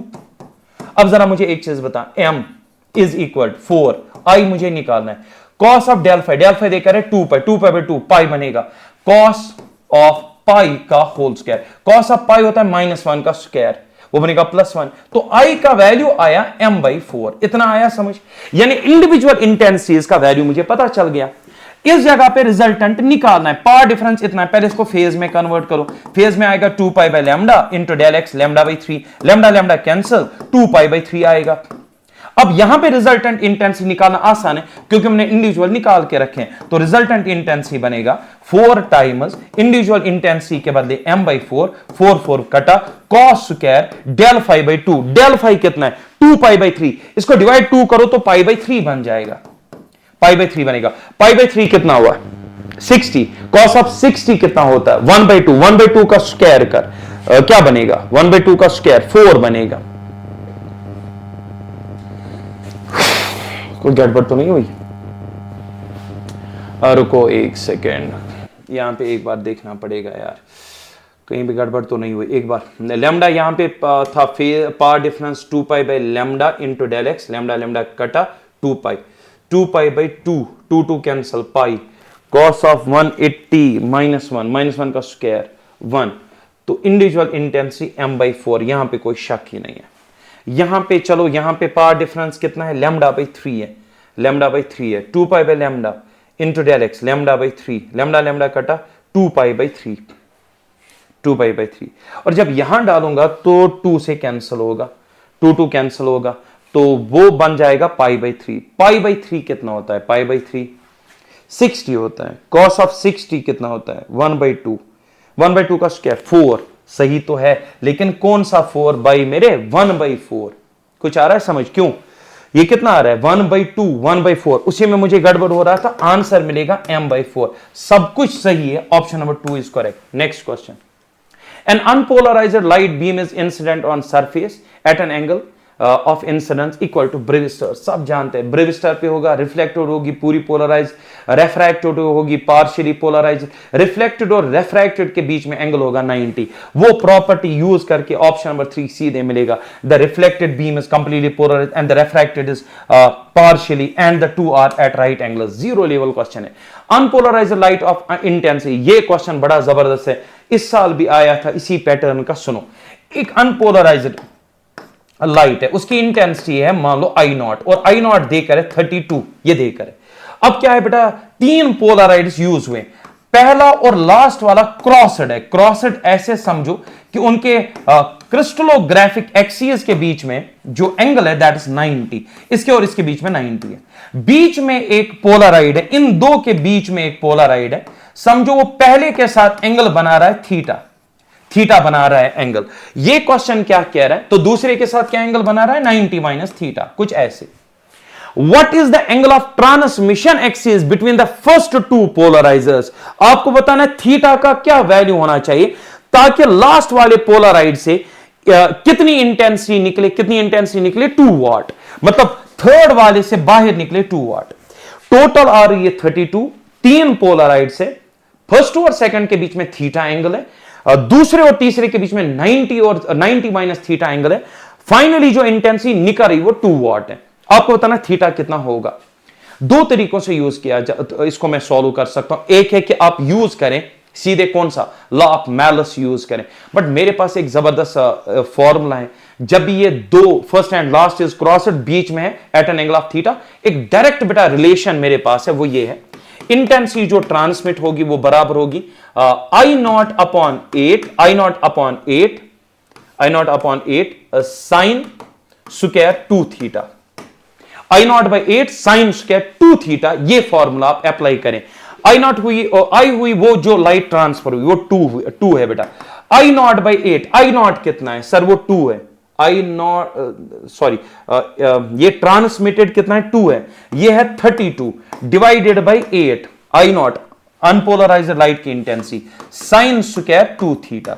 ये है बेटा। यहां पे कैंसिलेशन करो 4, यहां पे कैंसिलेशन 2, ये बनेगा हमारा 1/2। 1/2 किसका आया, साइन स्क्वायर 2 थीटा। स्क्वायर इधर ले जाओ, स्क्वायर रूट बना 1/√2 बन गया, स्क्वायर इधर ले जाओ 1/√2 बना साइन 2 थीटा का वैल्यू। अब मुझे होता है 1/√2 किस एंगल पे होता है, तो 45, तो 2 थीटा है 45, 2 थीटा है बेटा 45, तो थीटा कितना है 45/2, 22.5 degrees is the answer, option number 3। ये तब लगती है जब 3 पोलराइड्स हो, आराम से सुनो, लास्ट और फर्स्ट क्रॉस्ड हो, मतलब their transmission axis are perpendicular to each other, और बीच में एक ऐसा हो जो पहले के साथ थीटा एंगल बनाए, वो निकालने के लिए ये फॉर्मूला हम यूज करते हैं। ये उसी से मिलती है लॉ ऑफ मैलस से। एक जबरदस्त क्वेश्चन है, एडवांस्ड में भी आया था और इस साल तो ये आया था सीधे। ये देख बेटा, सीधे ब्रेविस्टर्स लॉ पूछा, tan I is equal to mu. Hope कि आज की इंटरेक्शन आपको समझ में आई होगी और आपको इससे जो हेल्प मिलेगी। Thanks so much.